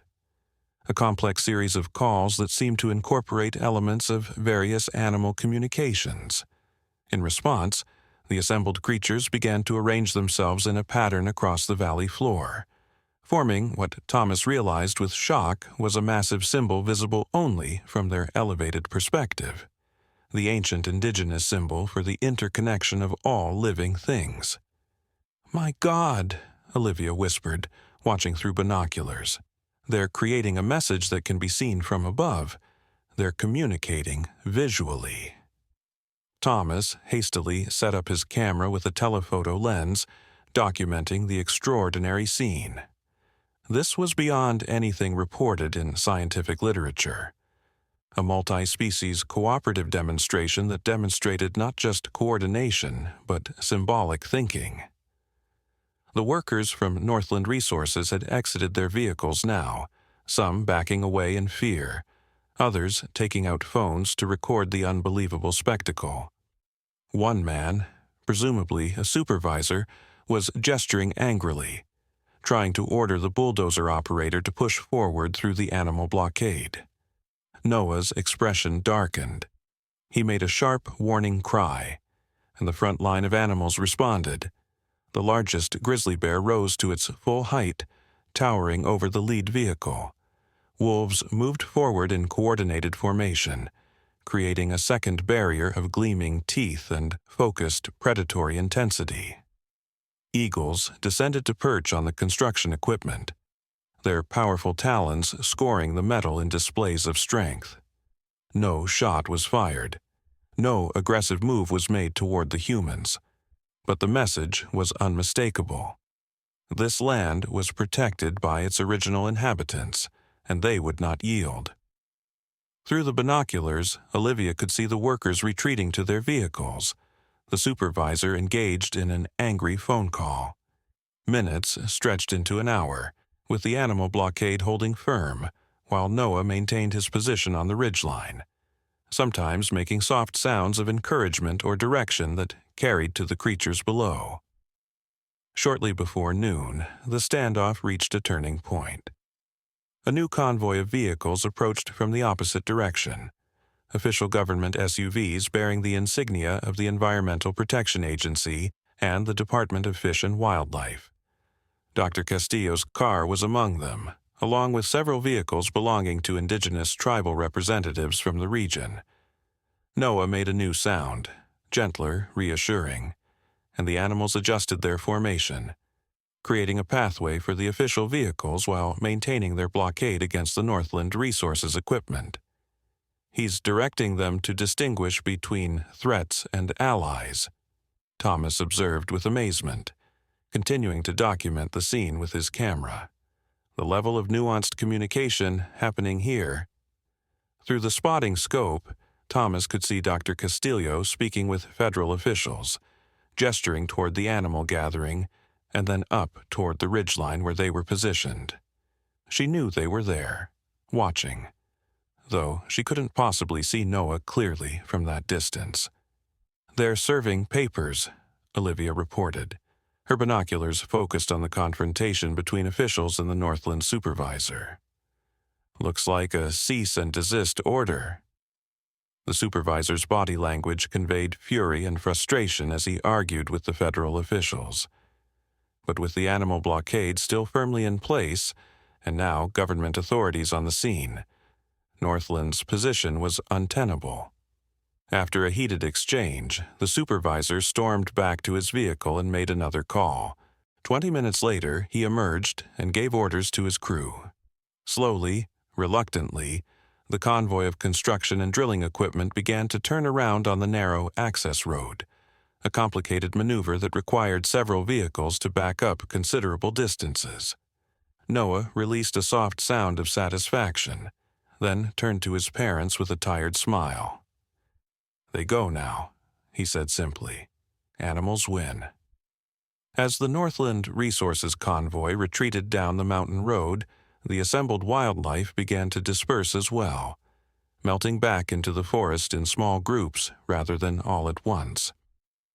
Thomas noticed that they maintained a protective formation around the area until the last construction vehicle had disappeared from view, demonstrating a strategic awareness that defied conventional understanding of animal cognition. Noah suddenly swayed on his feet, exhaustion overtaking him. Thomas quickly gathered him into his arms, alarmed by how cool his skin felt.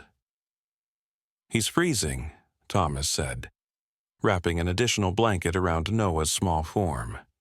"And completely drained. We need to get him home." Olivia packed up their observation equipment while Thomas carried Noah to the car, concerned by how quickly their son had gone from directing an unprecedented wildlife demonstration to near collapse. Whatever energy Noah had channeled to communicate with so many animals simultaneously had clearly taken a physical toll. As they drove carefully back down the service road toward their cabin, Noah drifted in and out of sleep, occasionally murmuring phrases that seemed to be in a language neither parent recognized. Sounds that mimicked various animal communications blended together into something new and complex. "Do you think anyone will believe what we saw today?" Olivia asked quietly, glancing back at Noah's exhausted form. Thomas considered the question carefully. The animal gathering will be documented. Too many people witnessed it, including federal officials. But its organization, the symbolic pattern they formed, the way they distinguished between threats and allies, those elements will be dismissed as coincidence or anthropomorphic interpretation by mainstream science. "And Noah's role will remain our secret," Thomas said firmly. "Dr. Castillo will ensure that official reports attribute the event to unprecedented environmental stress causing abnormal wildlife behavior patterns. It's an explanation that fits within existing scientific frameworks while protecting Noah from unwanted attention." When they arrived home, Thomas carried Noah directly to his bed. Their son slept deeply for the remainder of the day and through the entire night, his body recovering from the extraordinary energy he had expended. The following morning, Dr. Castillo arrived at their cabin with news. Her usual composed demeanor was animated with barely contained excitement as Thomas invited her in. Olivia was in Noah's room, where their son had just awakened after his marathon recovery sleep, hungry, but otherwise seemingly no worse for his extraordinary exertion. "The federal authorities have issued an emergency protected status designation for the entire region," Dr. Castillo announced without preamble, setting a folder of official documents on the kitchen table. "What happened yesterday has been classified as an unprecedented wildlife reaction to environmental threat. Essentially, the animals are being recognized as demonstrating protective behavior toward their habitat." Thomas examined the documents with growing amazement. "They're expanding the conservation boundaries and implementing a no-development buffer zone?" Dr. Castillo nodded, a rare smile warming her usually serious features. The indigenous tribal councils provided critical support, testifying about ancestral knowledge of animal behavior in the region and the sacred nature of the land where the demonstration occurred. She lowered her voice as Olivia emerged from Noah's room. "How is he?" "Hungry and tired, but otherwise fine," Olivia reported, relief evident in her voice. "He doesn't seem to remember everything that happened yesterday, or at least he can't articulate it clearly. He keeps saying the animals spoke with one voice and that he helped them be heard." Dr. Castillo's expression softened. "That's perhaps the most accurate description of what we witnessed. I've been in wildlife conservation for 3 decades, and I've never seen anything approaching the level of cross-species cooperation displayed yesterday." She hesitated, then added carefully, "The formation they created, the symbol visible from above, has generated significant discussion among the tribal elders. They recognized it immediately." "As the symbol for interconnection," Thomas confirmed, remembering his observation from the ridgeline. "Yes, but specifically, it's part of an ancient prophecy among several indigenous nations in this region," Dr. Castillo explained. "The prophecy speaks of a time when the animal nations would unite under the guidance of a bridge being, a human child with the spirit of the wilderness within them." Olivia exchanged a startled glance with Thomas. They both recalled Noah's words. "I'm bridge." "The tribal representatives have requested a meeting," Dr. Castillo continued. "Not with Noah directly. They understand your concerns about protecting him, but with you as his parents. They believe what happened yesterday was spiritually significant beyond its environmental impact." "What exactly would this meeting entail?" Thomas asked cautiously.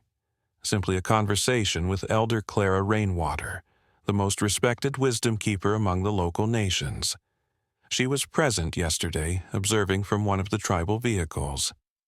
She has no interest in exploiting Noah or his gift, quite the opposite. She believes she may have insights that could help you guide him as his abilities develop." Thomas and Olivia considered the offer.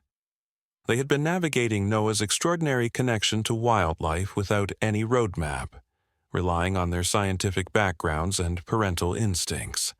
The possibility of counsel from a cultural tradition that recognized and respected such gifts was appealing. "We'll meet with her," Olivia decided, "but not here, somewhere neutral, where Noah isn't present." Dr. Castillo nodded in understanding. "I'll arrange it. In the meantime," she gestured toward the documents, "Northland Resources has been served with multiple violations and faces significant legal penalties. Their equipment has been confiscated pending investigation. The immediate threat has been neutralized." After Dr. Castillo departed, Thomas and Olivia sat with Noah at breakfast, watching with relief as he devoured pancakes with his usual toddler enthusiasm, seemingly recovered from his ordeal. "Noah," Thomas asked gently, "do you remember what happened yesterday with the animals?" Noah nodded, maple syrup dripping from his chin. "Animals showed humans they belonged to the land," he explained with simple clarity. "Drew the forever circle so flying people could see." "Flying people?" Olivia questioned. "People in sky machines," Noah clarified, making a swooping motion with his hand. "Taking pictures, animals knew they were watching." Thomas felt a chill of realization. Satellite imagery.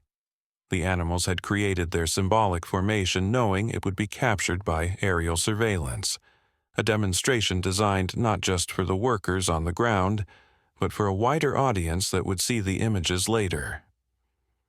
"The level of strategic thinking this implies," he murmured to Olivia when Noah had left the table to play with his toys. They weren't just reacting to an immediate threat, they were creating documentation, evidence that would persist beyond the confrontation itself. "Through Noah," Olivia added, the implications still sinking in. "He was the catalyst that allowed them to coordinate across species and execute a plan this complex." 3 days later, Thomas and Olivia met with Elder Clara Rainwater at the Conservation Center's conference room. The elder was a dignified woman in her 70s, with silver hair braided down her back and penetrating dark eyes that seemed to evaluate them not just physically, but on some deeper level. "Your son walks between worlds," she stated after preliminary introductions, dispensing with small talk. "This gift has appeared in our nation's histories, though not for several generations. We call such children Nashota, those who speak with many voices. How is this gift typically understood in your tradition?" Thomas asked, his scientific curiosity engaged despite his protective concerns. Elder Rainwater considered the question carefully. "Not as a supernatural ability, as your Western science might categorize it," she explained, "but as an extraordinary sensitivity to communication patterns that exist in nature but that most humans have lost the ability to perceive. The Nashota don't create these connections. They recognize and amplify what is already present in the web of life." This conceptual framework resonated with Thomas's observations of Noah's interactions with wildlife. "That aligns with what we've seen," he acknowledged. "Noah doesn't control the animals. He facilitates their communication, both with each other and somehow with us." "Exactly," Elder Rainwater nodded approvingly. "The animals retain their autonomy and individual natures. They choose to coordinate their actions when a threat to their shared existence emerges. Your son simply provides the bridge that allows their collective wisdom to find expression in ways humans can comprehend." "What can we expect as he grows older?" Olivia asked, the question that had been weighing most heavily on her mind. "Will this ability intensify? Will it make it difficult for him to live a normal life among other people?" Elder Rainwater's expression softened with compassion. "Historically, Nashota children experience the most intense manifestations of their gift between ages 3 and 7, the period when they are old enough to communicate, but young enough that their perception hasn't been fully constrained by cultural conditioning about what is possible or impossible." She leaned forward, her weathered hands clasped on the table. "As they mature, the gift doesn't diminish, but it becomes more focused, more controlled. They learn to channel it intentionally, rather than experiencing it as an overwhelming current of information.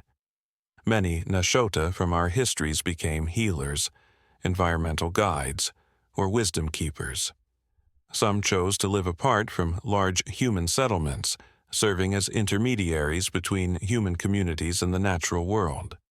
Others integrated fully into society, using their gifts in subtler ways." "And how can we support Noah through this process?" Thomas asked. "First, by doing exactly what you are already doing, protecting him from those who would exploit his gift while giving him space to explore its boundaries safely. Second, by helping him develop language to articulate what he experiences, so that the communications he receives don't remain locked in pre-verbal understanding." Elder Rainwater reached into a beaded bag beside her chair and withdrew a small leather-bound journal. "This contains exercises and practices that have traditionally helped Nashota children integrate their experiences. Stories, too, of others who have walked this path before your son. I offer it as a resource, not a prescription." Olivia accepted the journal with gratitude. "Thank you. We've been trying to find our way without any guidance, and it's been challenging. There is one more thing you should understand," Elder Rainwater said, her tone growing more serious. "What happened at the northern boundary was not an isolated incident. The animals that gathered there have carried the memory of that cooperation back to their respective territories. A new pattern has been established in the consciousness of the wildlife in this region, one that may manifest again when threats emerge elsewhere." "You mean similar demonstrations could occur at other locations? Thomas asked, immediately grasping the implications. Elder Rainwater nodded. The knowledge of what is possible has spread through what your science might call cultural transmission among wildlife populations. Your son was instrumental in catalyzing this pattern, and he remains connected to it. As new environmental threats emerge, and they will in this time of great change, NOAA may feel called to facilitate similar responses, even from a distance. This revelation gave Thomas and Olivia much to contemplate as they thanked Elder Rainwater and prepared to leave. As they gathered their things, the elder fixed them with a penetrating gaze. "There is a prophecy among many indigenous nations," she said quietly, "that speaks of a time when the animal nations would rise together to protect the land from destruction, guided by one who speaks with their collective voice. What happened 3 days ago has been anticipated in our stories for generations. Your son's path is significant not just for your family, but potentially for the healing of the relationship between humans and the natural world." With those words resonating in their minds, Thomas and Olivia returned home to their extraordinary child, who they found sitting on the porch, conversing with a raven in a complex series of clicks and soft vocalizations, completely unaware of the profound role Elder Rainwater believed he might play in the world's future. Over the following months, NOAA's abilities continued to evolve, but in more subtle and controlled ways. He began to develop a system of translation, finding human words and concepts to express what he received from his animal communications. With guidance from the practices in Elder Rainwater's journal, Thomas and Olivia helped him establish boundaries. Times when he would open himself to the flow of wilderness information, and times when he would focus solely on human interactions and developmental experiences.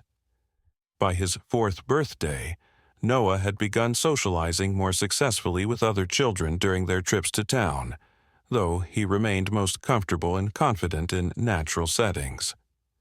Dr. Castillo arranged occasional gatherings with the children of other conservation center staff, creating a small peer group that accepted Noah's uniqueness without question or judgment. The journal provided by Elder Rainwater proved invaluable, offering context for experiences that might otherwise have alarmed Thomas and Olivia. They learned that Noah's periodic episodes of withdrawal, days when he seemed to retreat deep within himself, barely speaking or engaging with external stimuli, were described in the traditions as gathering times, when a Nashota's mind assimilated and organized the vast information received from the natural world. They discovered techniques to help him transition between his expanded wilderness awareness and the more focused attention required for human social interactions. Most importantly, they began to understand that Noah's gift, while extraordinary, was not entirely unique in human history. The journal contained accounts of other bridge children from various cultures and time periods, some of whom had grown into influential environmental leaders, spiritual guides, or pioneering naturalists whose work had protected vast wilderness areas. 9 months after the dramatic confrontation with Northland Resources, Thomas received a call from Dr. Castillo that would open yet another chapter in their journey. "Thomas, something unusual is happening in the southern range," she said without preamble when he answered. "Wildlife movement patterns have shifted dramatically over the past week. Species are migrating out of an area where we've previously documented high biodiversity and stable populations." Thomas immediately thought of Noah, who had been unusually restless for several days, often waking in the night and going to the window that faced south from their cabin. Any signs of human activity in the area? Industrial development? Logging? Nothing showing on satellite surveillance, and our ground patrols haven't reported any illegal activities, Dr. Castillo replied. "That's what makes this so puzzling. The animals are behaving as if they're fleeing a threat, but we can't identify any obvious danger." After ending the call, Thomas found Noah in the backyard, sitting cross-legged in the center of a small circle of stones he had arranged. His son's eyes were closed, his expression peaceful despite the slight furrow of concentration between his brows. "Noah," Thomas said softly, not wanting to startle him, "is something happening in the southern part of the forest?" Noah opened his eyes, unsurprised by the question. "The ground is getting hot," he said simply. "Animals feel it in their feet, bad air coming from deep places." Thomas felt a chill of recognition, remembering the gas leaks at Whispering Pines Forest. Like before? Like the ground fire? Noah considered this, then shook his head. Different bad, shaking bad, ground wants to break. A seismic event? Thomas wondered. The region wasn't known for major earthquake activity, but smaller tremors weren't uncommon. Still, animals were often sensitive to precursor signals before human instruments could detect impending seismic activity. "Are the animals leaving to be safe?" he asked. Noah nodded, telling each other where to go, making safe paths. He paused, seeming to listen to something beyond human hearing. "Not all can leave. Some too slow, some have babies. They need help." Thomas immediately understood what Noah was suggesting. "You want to help the animals evacuate like you helped them protect the northern forest." "Yes," Noah confirmed. "But different help, not stopping bad humans, saving slow ones from groundbreaking." Thomas felt torn between scientific curiosity about what might be happening in the southern range and paternal concern for his son's safety. If Noah was correct and some kind of seismic event was imminent, the area could be dangerous. Yet, if some animal populations were indeed at risk, and Noah could facilitate their evacuation. "Let me talk to your mother and doctor." "Castillo," Thomas decided. "We need more information before making any decisions." Within hours, a monitoring team had been dispatched to the southern range with specialized equipment to detect seismic activity and gas emissions. Noah, with Olivia accompanying him, joined Thomas and Dr. Castillo at the Conservation Center's operations room, where they established a remote observation post with live feeds from the field team's cameras. Noah studied the satellite maps of the region with surprising sophistication for a 4-year-old, pointing to specific areas where he sensed the greatest disturbance. When the monitoring team reached these locations, their instruments confirmed what Noah had somehow perceived remotely: underground thermal anomalies and low-level seismic activity indicating potential volcanic activity along a dormant fault line. The magma chamber beneath this area has been classified as inactive for centuries, the center's geologist reported via video link, his face grave. But these readings suggest pressure is building. We're looking at the potential for either a series of significant earthquakes or, in a worst-case scenario, a new volcanic vent forming. "Evacuation zone?" Dr. Castillo asked crisply. "Minimum 15-mile radius as a precaution. We're coordinating with local authorities now to notify the handful of remote settlements in the region." Noah, who had been quietly observing the proceedings, suddenly spoke up. "Animals already know the safe paths," he said, with the simple confidence that often characterized his wildlife communications. "I can show them on the map." The adults exchanged glances, but Dr. Castillo nodded encouragingly. "Please do, Noah."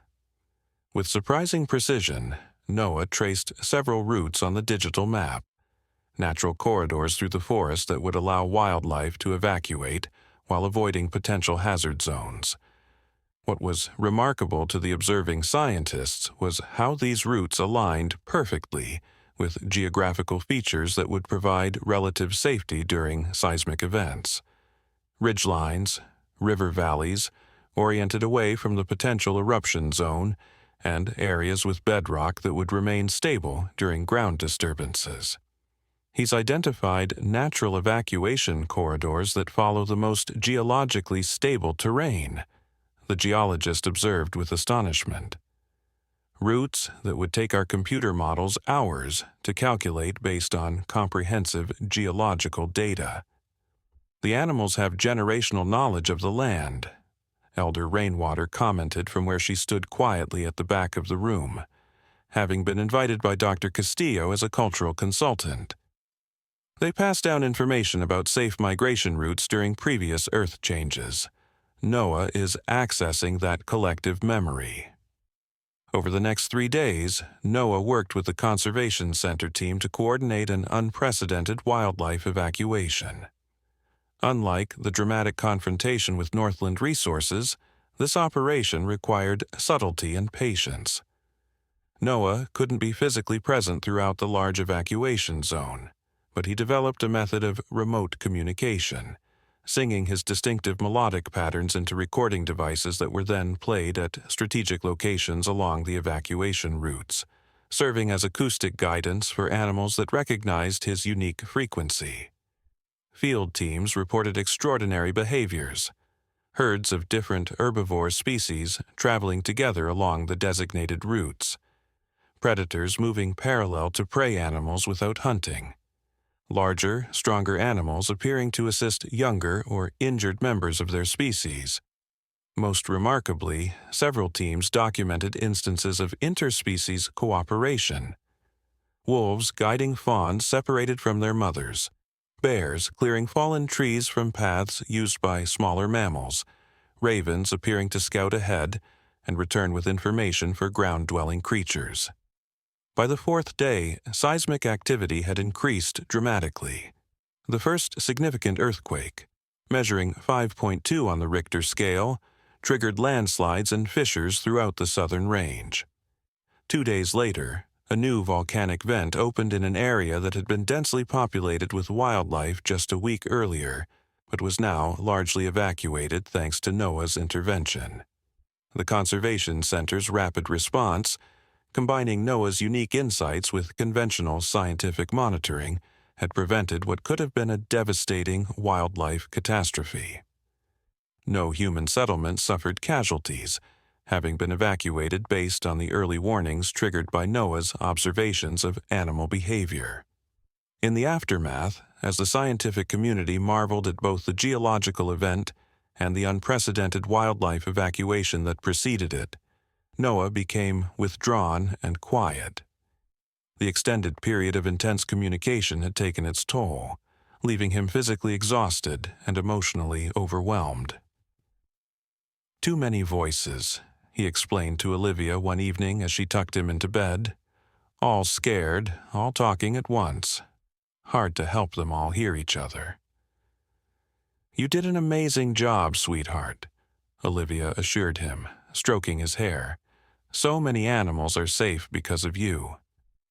NOAA nodded sleepily. The old ones helped most. The ones who remembered the fire mountain from before. They showed the others the ways. This pattern of withdrawal and recovery after major events became familiar as NOAA grew older. By his 5th birthday, his parents and Dr. Castillo had developed protocols to protect him from overextension when environmental crises emerged that called upon his unique abilities. They established boundaries around his involvement, ensuring that, while his gift was honored and utilized when truly necessary, his childhood remained as normal and nurturing as possible under the extraordinary circumstances. Throughout this period, Thomas maintained meticulous research journals documenting NOAA's development and the wildlife phenomena associated with his abilities. These private records, secured with layers of encryption and seen only by Olivia and occasionally Dr. Castillo, became a comprehensive chronicle of an unprecedented human-wildlife relationship that defied conventional scientific explanation. Elder Rainwater became a regular visitor, bringing traditional knowledge that helped contextualize NOAA's experiences and teaching him techniques for balancing his heightened sensitivity to the natural world with the human social skills he would need to navigate society as he grew older. Under her guidance, Noah began to understand his gift not as a burden to be managed, but as a responsibility to be honored, a bridge between worlds that had grown dangerously distant from each other. As Noah approached his 6th birthday, a new development emerged that would expand their understanding of his abilities in unexpected ways. During a routine wildlife monitoring expedition with Thomas, Noah encountered a young wolf separated from its pack. The wolf was not injured or in distress, merely exploring independently, as adolescent wolves sometimes do before establishing their own territories. What made this encounter remarkable was that Noah, after his usual communication with the animal, turned to Thomas with an expression of wonder and said, "He says his ancestors knew another like me. Long ago, when the mountains were younger, a girl bridge who helped them survive the great cold." "Another bridge child?" Thomas asked, immediately intrigued. "From the wolf's ancestral memory?" Noah nodded, his face serious. "Many bridges, at different times, in different places. When the world changes too fast and animals need to speak to humans, the wolves remember them all." This revelation, that Noah might be part of a lineage of human-wildlife intermediaries stretching back through evolutionary history, opened new avenues of research for Thomas and new dimensions of understanding for Noah himself. If other bridge children had emerged during periods of environmental crisis throughout human and animal coevolution, it suggested that Noah's abilities, while rare, were not random mutations but an adaptive response activated when the relationship between humans and the natural world required rebalancing.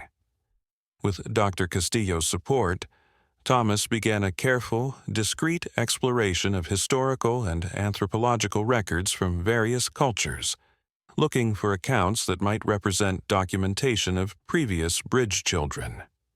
The patterns that emerged were fascinating.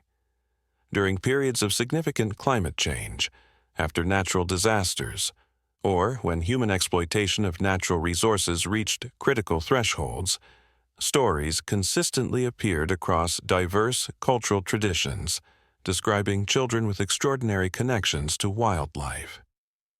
These children were variously interpreted as shamans, prophets, changelings, or blessed ones, depending on the cultural context. But the core elements remained consistent. They facilitated unusual cooperation among typically adversarial animal species, predicted environmental changes before they were apparent to others, and often played pivotal roles in guiding human communities toward more sustainable relationships with the natural world. Elder Rainwater, when presented with Thomas's findings, was unsurprised. "Our stories speak of this cycle," she confirmed. "When the balance between human ambition and natural harmony tips too far toward destruction, the bridge children emerge as course correctors, reminding us of what we have forgotten, that we are part of the web of life, not separate from it or above it." As Noah's 6th birthday approached, he began to express interest in meeting other children more frequently. The small social circle arranged by Dr. Castillo was no longer sufficient for his developing need for peer relationships. This presented Thomas and Olivia with difficult decisions about education and socialization. How could they integrate Noah into wider human society while protecting his gift and the privacy it required? The answer came from an unexpected direction.